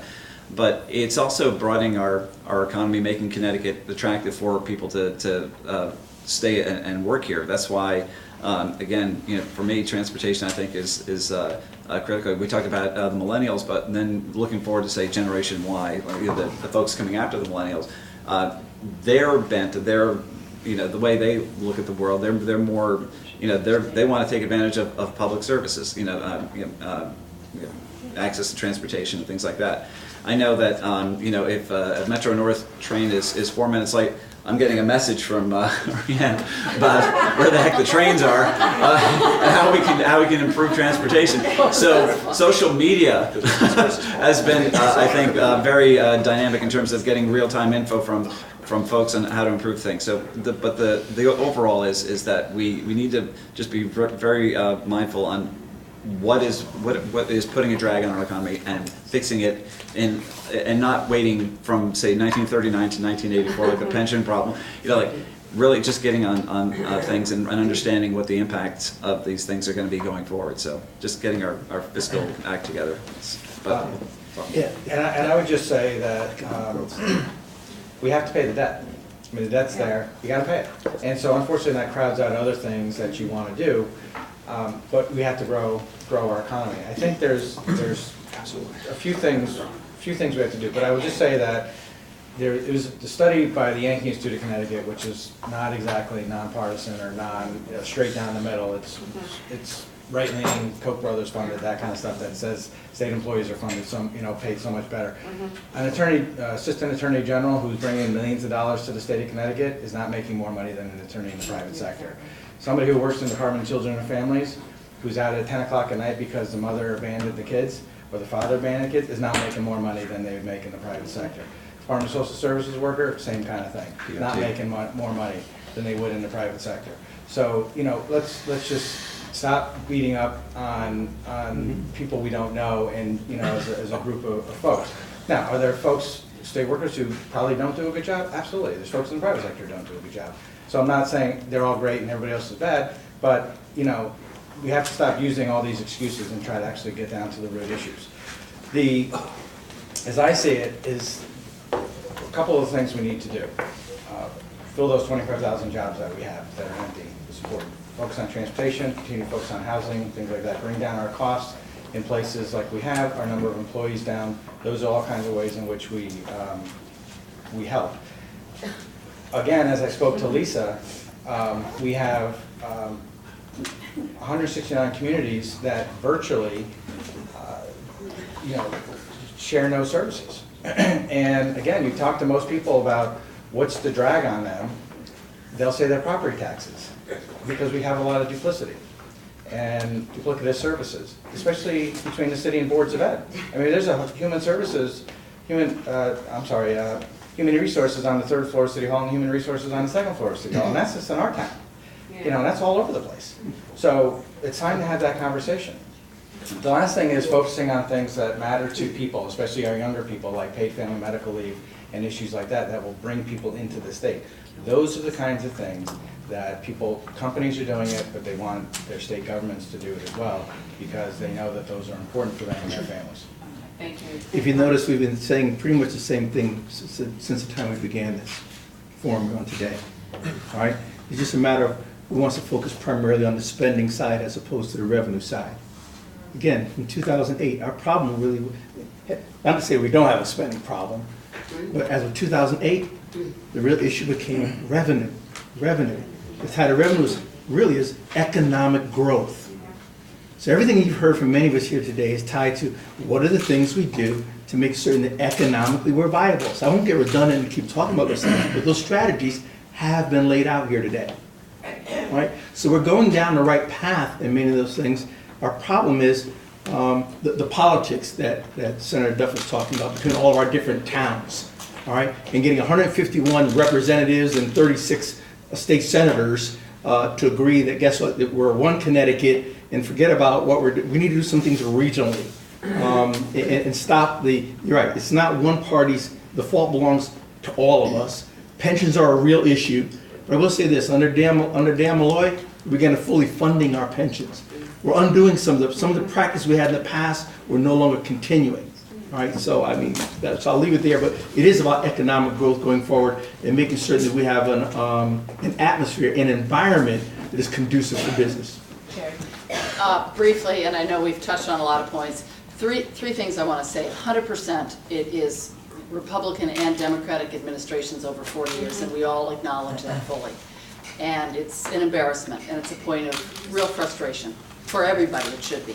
2, when we talk about state employees, it does not include teachers. I want to be very clear on that. Some people think when we talk about state workers, it's teachers, and I think many of us feel teachers are godsends in our world. And our oldest daughter's first grade teacher is sitting in the 3rd row, so it's, yeah.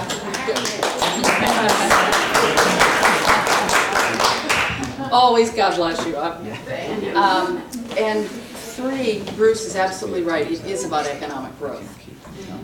How we get to that economic growth. And the Wall Street Journal, the last Saturday of January 25th, ran an editorial that said SOS Connecticut. I mean, they've highlighted all of our fiscal issues. And they said the last line is Connecticut voters are just beginning to understand the damage done to the economy by Dan Malloy. And a lot of that has made, it's been punitive to businesses and punitive to the wealthy. The wealthy are leaving. We can penalize them, we can not like them, we can call them all kinds of names, but they're leaving. They have left. And they take their estate tax with them, they take all these things. This this report rebalances taxation. And we absolutely need to look at rebalancing taxation. We need to look at, well, enough said. So we have Ed, and then we'll go to Lisa. But great question, thank you.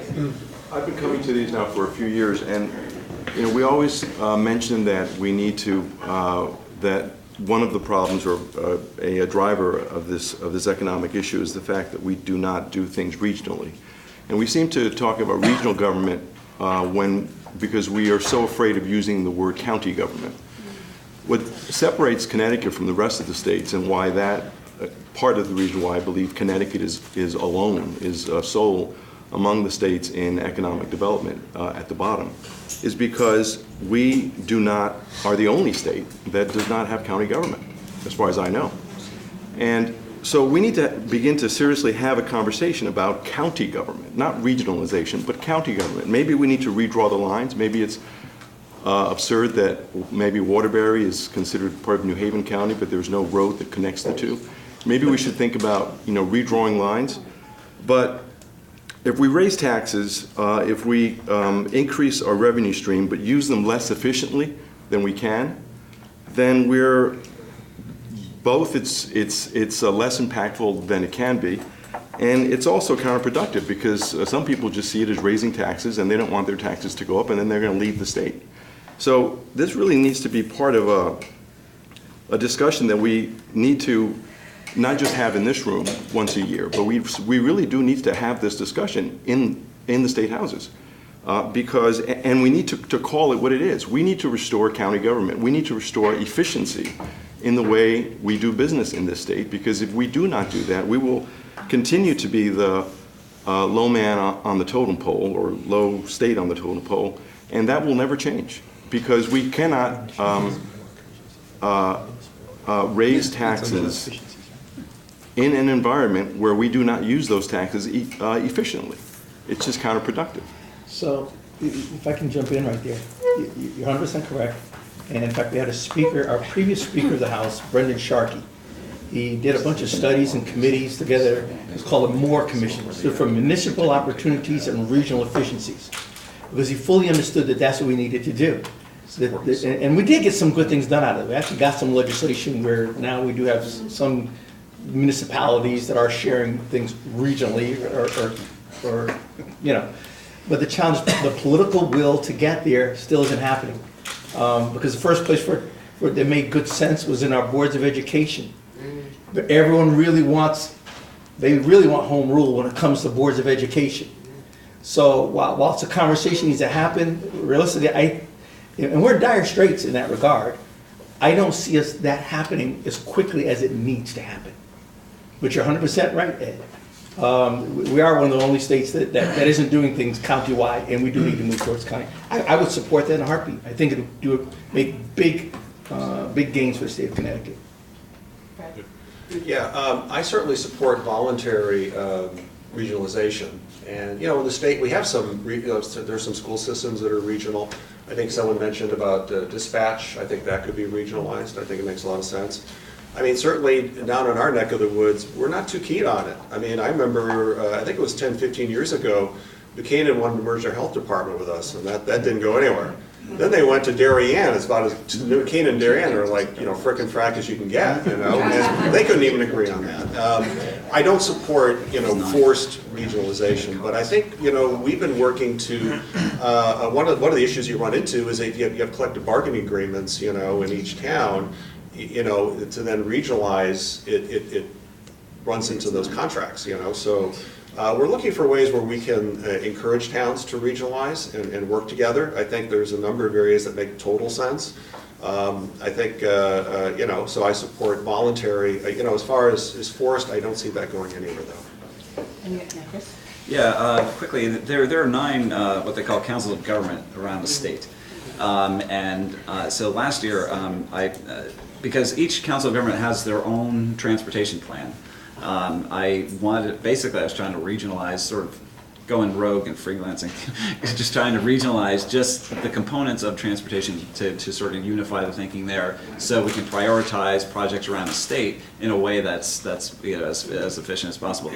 And I got the 9 heads of these cogs in one room, and people were like, Perone, you're never going to get out of that alive. They're going to kill you, but because what I was pushing was creating an authority, basically just an ongoing working group that would, linked to the DOT and the legislative and executive branch, that would prioritize projects, going forward. And that bill died, but the heads of these councils of government were support because they understood the need for it. Now, to Representative Wilms' point and Representative Morse's point, I mean, there is a sort of a parochial self-interest that we're always going to be fighting, but so I think that in some ways the state has to make it, has to show how it's going to benefit regions to pull together. Like, if you did something like, allow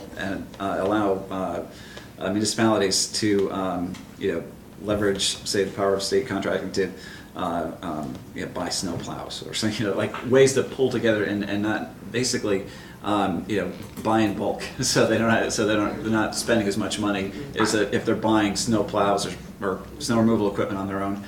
Just do things that are at least cost effective without the label of what do you call it? We have regional efficiency, but we moved away from county government in the early 70s. I think it goes back to the 60s. I'm up for taking a second look at it to see if we can maybe reboot, but we'll see. So, I'm sorry, but Terry had a comment. On regionalization, we already, it's such a big topic. And economists don't see that as our driving issue, the lack of regionalization. The economists who are looking at our state's fiscal difficulties rarely point to regionalism. I was ranking member in Human Services for 4 years. We oversee Medicaid, we oversee all the social service safety net. And in many, many conversations with directors, the few remaining local directors of social services, they all say it's far less efficient In 1991, all the human services were delivered in all 169 towns. Some of those towns did combine. If there were 2,000 people in a town, they would combine. Since that time, they've gradually started moving it to the more regional level, and now it's all done at the state level. And I can tell you how incredibly inefficient it is. People who deserve and need the services are not getting them nearly as efficiently as they need to. So that's a case where regionalism has not worked. And it's hurting people that we want to help. So I need to see data points. Prove to me why this is going to work. And the other point I'll make is right now in all towns, school districts and the municipal government, they want to share some services, but it doesn't, how do I say this? It's not, on a planning and development legislation side, they haven't made it reasonable enough to do it. They haven't given teeth to the legislation to force towns to do it. Let's start intra-town first and then build it out. I'm not opposed to regionalization. I just want to see the data points. I want to see that it's truly going to work and that grassroots up, it's going to support the people. Thank you. Bob? Yeah, I'll just say that, you know, I believe county government is prohibited in our state constitution, so we have to look at it from a different perspective of a regional approach. And so again, if we are talking about our state budget and the money we spend, what drives people to make investments in the state or not make investments in the state, you hear a couple things. You hear property taxes and zoning are lots of things that keep development from happening in communities, because people, you know, some communities don't want development and they make their zoning reflect that. So again, we spent $5 billion out of $20 billion out of our state budget that goes back to municipalities to subsidize what they do. And so we have basically, for the most part, now this year was a little different, but for the most part, during very difficult budget times, we have shrunk state government, but we have not asked the same of our municipalities to be more efficient and to work together. So, you know, Vermont a few years ago basically said to their municipalities throughout their state, you will reduce the number of school districts in your state, no ifs, ands, or buts. Otherwise, your money's getting cut off. And it did. And so it worked. And so again, so it worked. And so you have, again, if we have 50% of our school districts have fewer than 2,000 students, that's not a good place to start. I'm not sure where it is. Because again, we have continued to spend money on school construction and administration and all that. So we all are subsidizing something someplace else that is grossly inefficient. And we could be looking at that. We could be looking at dispatch centers. And the collective bargaining issue, in my opinion, is one that can be worked out. It doesn't need state legislation. You can work those issues out. Thank you, Bob. 10 seconds for Quickly, I've been on both sides of the issue, city and the state. I can tell you the city is way more efficient than the state and way better run than the state. So let's just, no ifs and ands or whats or buts. Number two, if we're talking about regionalization, at the end of the day, if you've got a problem or a complaint, you want to call the mayor of Norwalk or you want to talk to some bureaucrat in Stanford if we've regionalized. Pure and simple. Another quick example, why sometimes you try to create the initiatives for cities, but sometimes you do need to mandate some things. Quick example is Healthcare 2.0, the plan that we as Norwalk Public Schools finally have. That was in existence for a couple of years beforehand. We didn't even bother to do it until our budget was so horrible. We said, oh, now we'll take a look at it. Okay, so that's an example about an efficiency and how cities will not take advantage of it immediately. It would have been great if the state said, we're going to do this across the board with all boards of education. Thank you. Lisa, and then we'll... Two-part financial question again. I agree with you, Bob, on some sort of sharing of resources. The problem I think everyone feels with about county-based is it just not another layer of government. But, you know, case in point, largest employer in the city of Norwalk is the city of Norwalk. It's a hospital, I think. Hospital. It's a hospital. Largest employer. Anyway, but the question I had was, when you talked a little bit about the rich leaving the state, do we know the breakdown demographically of what, you know, kids? I mean, my kids won't be coming back here. They graduated, they're off in college, they probably are not coming back to the state of Connecticut for their jobs. Do we know the breakdown? I mean, we've got the rich lady. What's our breakdown demographically? I'll get it, it's in this report. Is that the end of your question? Yeah, for now. Yes, yes, it is. Thank you. Hold on. So that's always been a challenge, if you want to talk to that, okay, bright flight has been a challenge for quite a while. However, legislatively, we have been addressing that. I think we have a couple of bills, a couple of things we're doing that creates incentives. Number one, for free college for students is one of the things we've got on the agenda. There aren't any jobs. There are jobs, they're very high-paying jobs. Remember, we've already talked about the fact that between Sikorsky, there are very high-paying jobs that are now coming to the state of Connecticut, so. Service jobs. So, hello, we can't answer the question. So we're creating an opportunity for them to get educated, get an education here, and stay vested in the economy here. Found it. We found, this is one data point.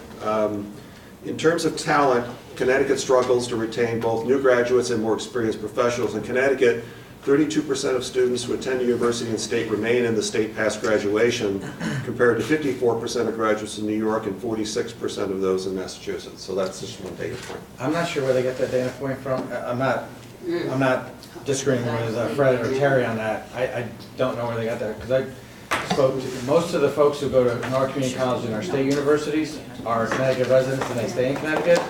And about 80% of our in-state UConn graduates stay after they graduate, and about 40%, maybe 35 to 40% of our out-of-state UConn graduates stay in the state. So that Do we know our age distribution now? Do we have our 3 million people? What's our demographic breakdown age-wise? So we're going to bring some conformity to this, okay? I know you guys know how to do this. You've done it before. So let them finish asking the questions, and let's not do that, okay? Okay, so go ahead. Are you done? Me? Yeah. Whoever wants to continue. Yeah, I mean, I'll jump in. I mean, look, students go where the opportunities are. So, and I look at trends. We have, the Brookings Institute has basically said, unless we reverse the trends that we have now, in 30 years we're going to be largely a service economy. We can't go down. We can't be that. We can't go down that road. So, when we talk about the dearth of jobs in say advanced manufacturing, we have these open slots. I mean, we do have to leverage what we have to train students for this stuff.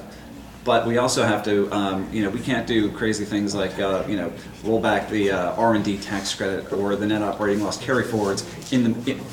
It's madness. We can't do things like that and expect to grow an economy for the 250 employee jobs in pharma or biotech or aerospace or finance or anything else. So again, we have to be mindful of the fact that short-sighted decisions to fix budget holes is insane, and that we have to understand the long-term ramifications of doing these kinds of moves and the chilling effect it has on business growth. Okay, and I've been a broken record on this, but it's true, and that I'm a broken record. But to your point, it's like we have to really be mindful of where we want to take this state, and if we start with the goal, then we reverse engineer back to where we are now and say, how do we get there? And I think that's the conversation we need to be having. So we have this. Every hand is up. It's good. Go ahead, right here, Yeah, what I haven't heard here is how Connecticut really, we are a small state, and it's even smaller when you consider that we live in an era of globalization. And so, in 1945, when America was the only game in town, it was a lot easier. It's not that way anymore. And it seems that you four up there, well, Terry's gone, but you four up there, plus your colleagues in Hartford, are not elected just to help us compete against states like Texas or California, but against China. And I know, Robert, you went to China. So did Chris. So did Chris, right. Germany, England, so on and so forth. Beg your pardon? I've been to China. But, I mean, that's the point here. Congratulations. You're welcome. Yeah. Any comments about that? Let me jump on that, because I've been thinking about this quite a bit the last few days. We all want a piece of this one. Actually, Connecticut was I think one of the only states, if not the only state, to really what was it? Celebrate Export Week, but we did. Connecticut globally is a very important state, as it because we export so much stuff around the world.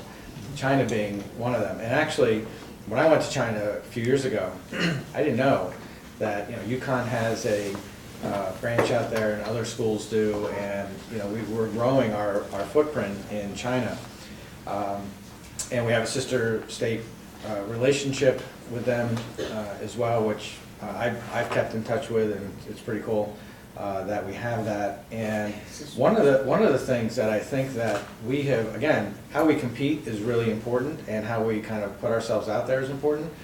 I think it's been a real dereliction of duty that legislators have not traveled more internationally around and made relationships, because I think governors come and go, legislators tend to stay a little bit longer, and we work through many different governors, and I think you see lots of other legislative leaders and legislators traveling around the world, and they have those relationships, which take time. It's not something you just go on one time and you all of a sudden you're making deals, but you need to have those relationships going forward. I'm very, very concerned about this potential trade war that President Trump has put forward, because we do export so much around the world, especially to China, that I get concerned about how that will impact our Connecticut economy here, because if there's this trade war, we're going to be collateral damage on that, and that will impact our economy. A lot of our trading is Pratt & Whitney, defense, we're agricultural things, so there's quite a bit of stuff that we trade with China and other countries. So if this escalates, it could be bad news for us. So Fred and then Bruce? Yeah, I mean, we have some really world-class industries here. I mean, Bob mentioned Pratt & Whitney. I mean, aircraft engines. I mean, it's or if you go to the East Coast, electric boat. They manufacture a lot of the defense, submarines. We have, well, here in Connecticut, we have the third largest concentration of hedge funds in the world. Obviously, that's a very global industry.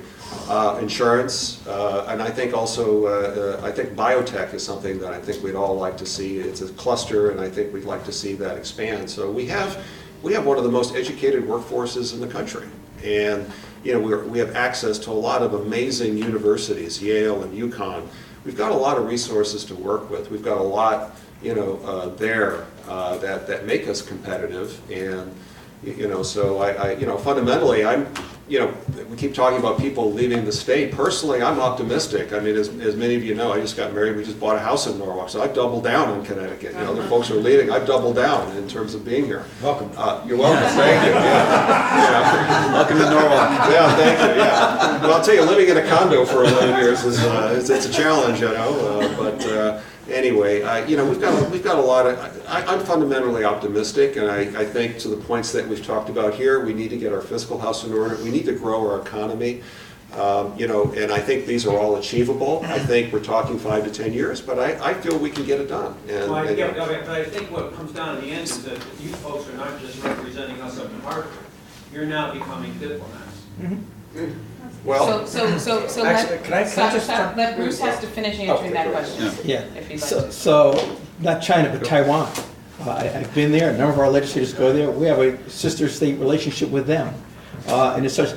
Quite frankly, we do a lot of export with Taiwan. It helps to stabilize our economy. You remember, they don't have much land to grow, so right. guess what? So our agriculture industry really benefits from them. Quite frankly, our higher ed. A lot of kids from Taiwan come to school here and pay top dollar to come to school here. The relationship is so valuable that actually this year we're working with them. They want to do a reciprocal driver's licensing. They want to be able to stay here, and they're bringing money here. I've talked to their ambassador. They're serious about real investment here. So a lot of the concepts we talk about public-private partnerships, we have. If people here don't want to do it, we have foreign countries that are glad to come and invest here, especially because of what we're doing in biotech and other industries. Mark, can I just think to throw in one more thing, because we talked a lot about China, Taiwan. Connecticut, we hosted through the Hartford Startup bunch of Israeli businesses, small businesses, very small businesses, that came, they had 3 places in the entire country they went. They went to Boston, Hartford, and Philadelphia. And they, maybe, I don't know, it wasn't New York, I'm pretty sure it was Boston. Anyway, they, only 3 in the entire country. They were small companies, and many of us went to where they were in Hartford, this new building that has been kind of deemed this space of innovation for new companies, new space. Anyway, so they came in here, and a lot of them said Hartford was their favorite place out of the 3, because more than Boston and more than Philly, because they felt like there were good partnerships. One of the reasons why Infosys came here. They felt like there was good partnerships between the insurance companies and between the healthcare companies, between venture capital, all those kinds of things. And so since then, we have more companies, they're coming back again. And this is again, I've tried to develop a relationship with Consul General in Israel and his staff to deepen those relationships, because they're going to keep coming back. And while these are not like we're bringing in 500 jobs at a time, these are companies that are growing. They're starting with 3 or 4, and they're growing, they're spinning off, they're getting bought, they're getting leverage, those kinds of things. So that's why these kind of these relationships are extremely important in how we talk with them and how we work with them, whether it's culturally or from a business standpoint. But again, as was said, Connecticut has some of the most highly trained, highly skilled workers in the entire nation. They know that. So it's just a matter of connecting the dots. And lastly, we got to stop talking badly about our state, because that does get around, and that does impact how people perceive us. And so we have a lot of good things going for us. We need to start talking about those good things. Thank you. So I've been informed that we're going to wrap up in about 10 minutes or so. So we're going to take the question from the woman in the back. Hi. Obviously, we had a whole morning of discussing the fact that we Can't hear you. So we spent the whole morning, talking about the fact that we have a tight, fiscal picture in Connecticut, but there is money. It's a matter of where it's going to go, and a lot of discussion about the needs for education and assisting the millennials, young adults. But one group that we haven't heard anything talked about, and is a silent group, but an important one in Connecticut, and that's the elderly and seniors. And they've contributed, their whole lives to the economy as it is in the state. Now, there are programs that are right now being looked at for expansion. I believe they're out of committee, haven't been voted on yet, but I'd like to know how you stand on expanding funding for the Connecticut Home Care for Elderly program and the respite care, both of which help sick elderly stay in their homes, which is less expensive ultimately for the state, but seems to be having a difficult time being, expanded. And I want to know, where does the elderly and those kinds of programs fit in your priorities? Well, yeah. My wife has worked in assisted living for 20 years. I'm very sensitive to basically the challenges, but also the opportunities that for elderly in the state of Connecticut. The issue is that it used to be the focus has been where do they want to live? Do they want to go down to Florida? Do they want to go out to a warm climate? Do they want to stay in the state of Connecticut? With home care, with these programs that you're mentioning, it's with the boomers coming through. I mean, there are opportunities to stay and be a vibrant part of the economy here in their own towns in Connecticut. So it's really, I think that it comes down to not only the level of care that we can provide, but I think that there are. I think that having opportunities to be involved with community organizations and educational organizations is key. I think that in some ways we've been a little MIA, missing in action, on how we can develop that, and because we have a lot of talent that want to be part of our communities going forward. They've given so much to our state, and it's up to us to make sure that people want to participate in making our communities better, who have, like I said, have given so much, are part of that conversation. One of the things that again we need to focus on is basically again home care, but also the kind of medical treatment, the health care that challenges that they need. We need to be there for them as well on that front. Fred? Yeah, that's a great question. Thank you. I was privileged to be president of the Norwalk Senior Center for 4 years, and so really got sensitized to those issues. I'm a big supporter, for seniors, programs that keep them in their homes, I mean, at the end of the day, whatever money we spend for that, we're saving so much on the back end in terms of, folks not having to go to assisted living or nursing homes, things like that. So, yeah, I'm a big supporter of that. So, in the past, we did money follows a person funding, largely federal dollars. We did it as one of the services did it as a pilot. It was beneficial. We've expanded it. I envision anytime this federal government will continue to give us more money, we'll continue to expand. It has saved us money. I fully support it. It's something that comes through our Human Services Committee, which I sit on. So, if fully supportive, that is a way to get it done. In fact, we just don't have enough money. I would love us to add more because we've been doing a lot around our nursing care because there's a lot of abuses that are actually happening in nursing care. So we're better off with people being home. So I'm fully supportive of any expansion we can continue to do in the future.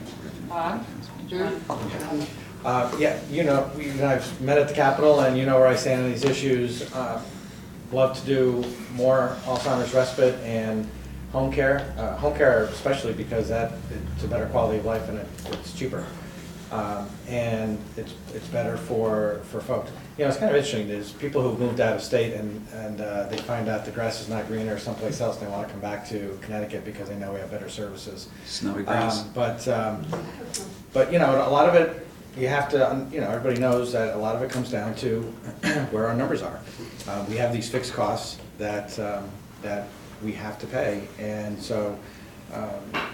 As long as we have the funding, the money that comes in to do it, I think we should do it. Otherwise, we've got to go in the other direction again, which is not something that I think any of us enjoys to do, because we know for a fact that these are good things that we need to do. These are helpful. They're good for quality of life. They're good for the state of Connecticut. They keep seniors in our state. They're respectful to seniors. So, I think these are the kinds of things that we should be doing. Okay, so we had some folks before you. Ms. Lucia? Bruce, this is for you. A couple questions. You mentioned there are 2 incarceration facilities that were closing or have closed. We're to close one, and another one away. What are their names? Where are they located? And how many inmates do they sustain? Michael. Unfortunately, if you know. I don't have their names off the top of my head. I'm sorry. But we've saved. I know one of them, I think, reduced the population like 1,500 immediately. So I don't have the total numbers off the top of my head, but I'll be glad to get them to you though.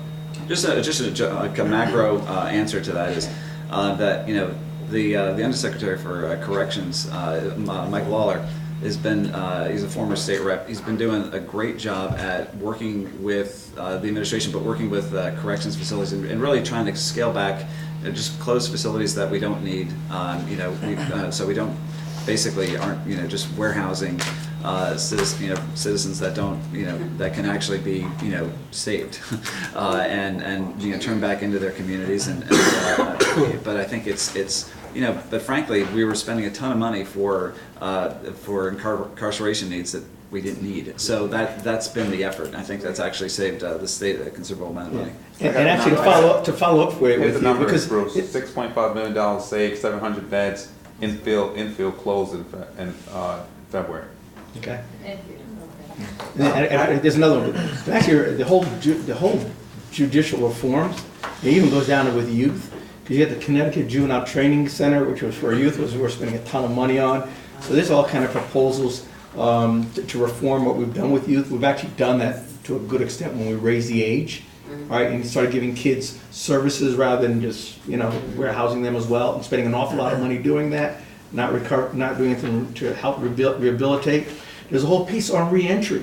It's not just about closing the prisons, it's about what do you do to reintegrate people back into society. So that's where we're actually spending dollars, but we're actually saving dollars. The state of Washington had a whole thing called the Washington Policy Institute, which, in fact, I remember when I first started in the legislature 12 years ago, and Mike Law was phenomenal about this. He shared this information, where they basically took a look at a study when they had to spend $1 billion on a new prison and didn't have the money to do it, and they recognized what the operating expenses were going to be. They did what I would like to call a return on investment kind of study, to determine, when you weigh preventative services as opposed to incarceration, what would be the actual tax benefits or the benefits for victims, and the savings was phenomenal. We have gone down that track. So whenever you hear someone talking about bringing community services, just like we talk about for elderly, bringing the services closer to where people are, we save money, and those are dollars worthwhile. Sometimes it just gets into a political piece that philosophically it helps people understand long-term where that saves us a lot of money. Yeah, I'll just mention real quick that Second Chance Society work that we've been doing over the last few years has been recognized nationally, and Connecticut is so far ahead of most other states on this issue. And it's not been done with respect to that all of a sudden we're letting people out of prison and therefore our crime has gone up. We've done Second Chance Society, closed the wings of prisons, closed prisons, save taxpayer money, because the biggest expense really are the corrections officers. And they were hired in the mid-90s, and after 20 years they get to retire because they're hazardous pay. Now it's 25 under the new deal, but it's 20. And so we had to either rehire them or figure out different ways to save money. So, figured out ways in which to save money smartly. The most telling piece of that of the Second Chance Society is the fact that it's not just the fact that crime is down, because crime is down. That's right. It's almost like the gun bill that we did has brought gun deaths down and gun crime down. But crime is down. But also, what's more telling on that is not just that you say, well, then somebody's not reporting something. Arrests are down too. So it's correlating itself between arrests and crime.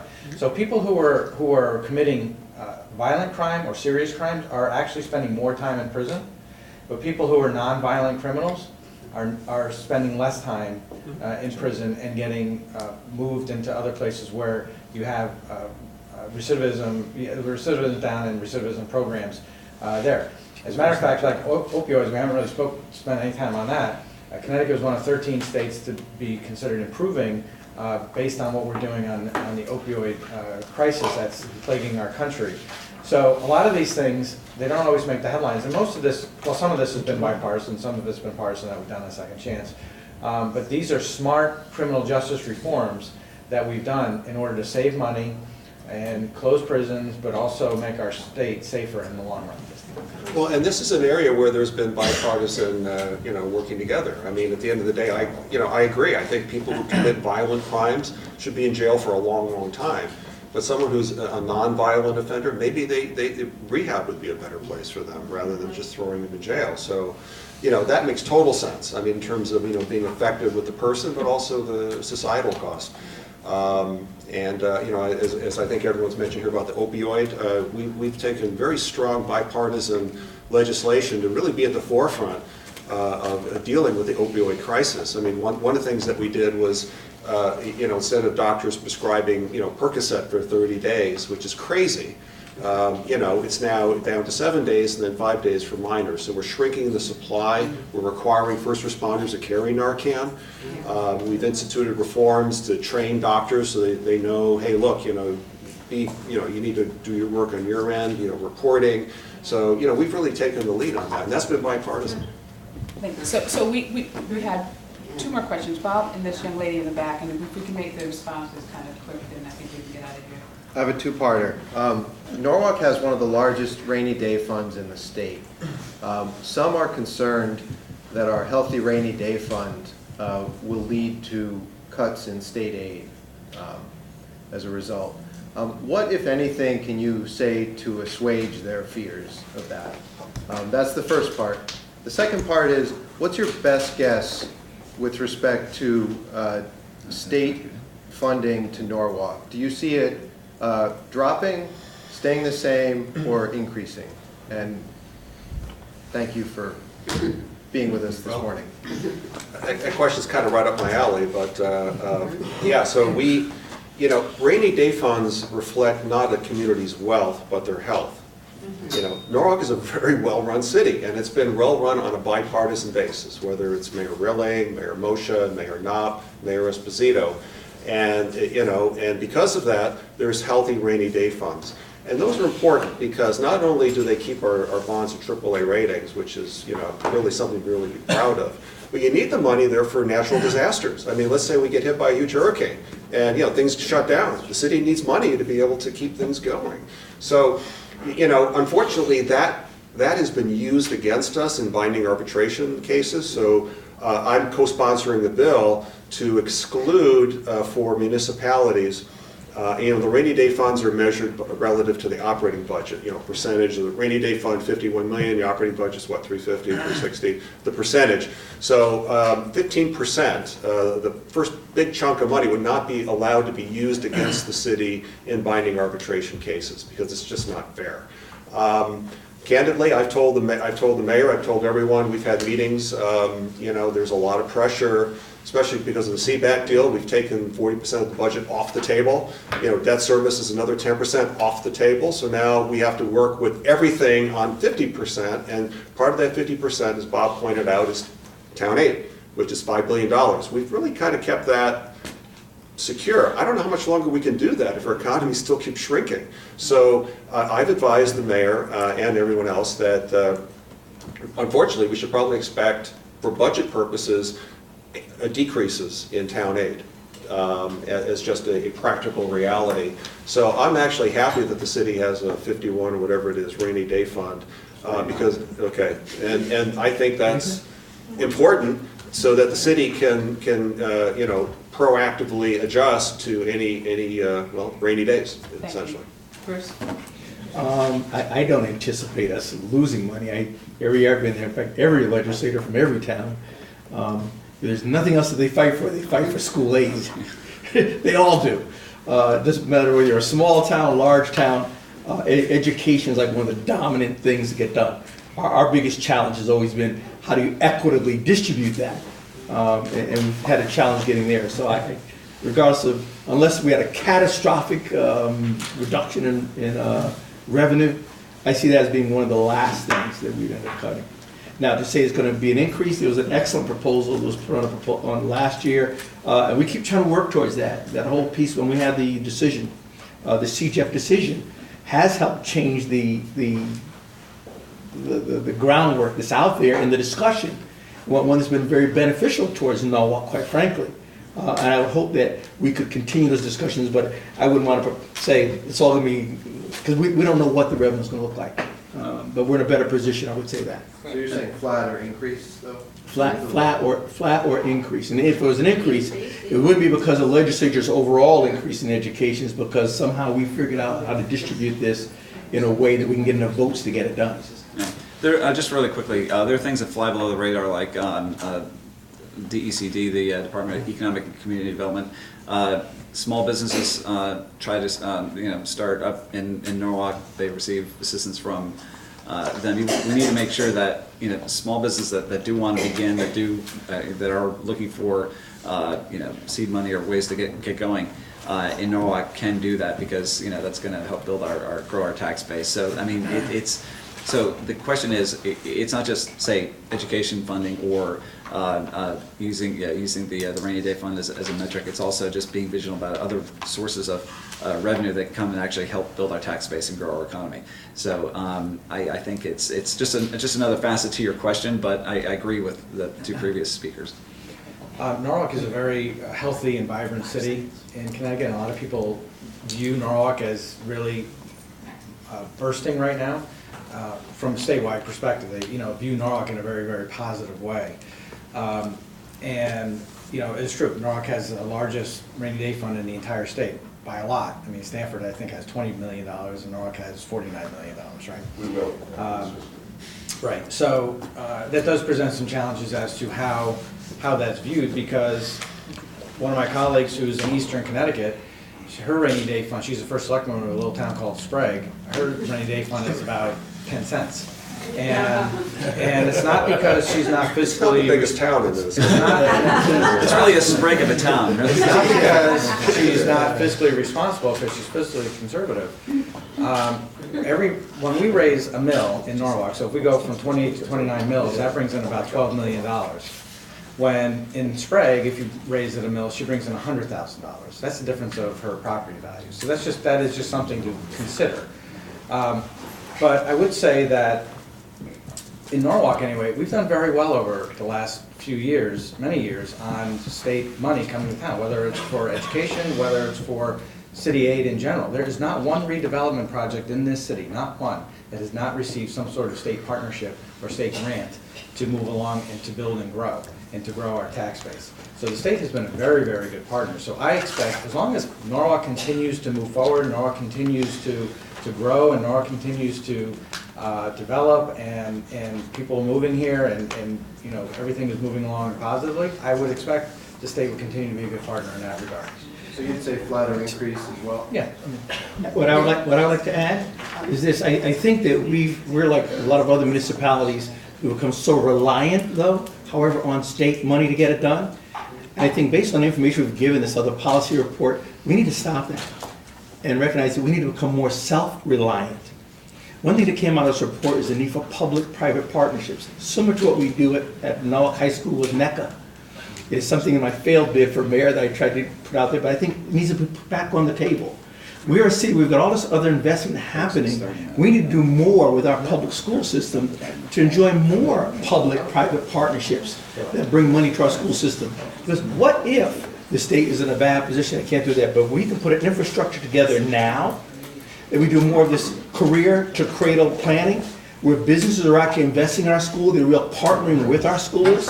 So we're not only are we no longer so much dependent upon the state, we can have new investment inside of our schools. So we can be invested and spend like the additional $2,000 or more that some of our surrounding towns have per student to pay for our kids.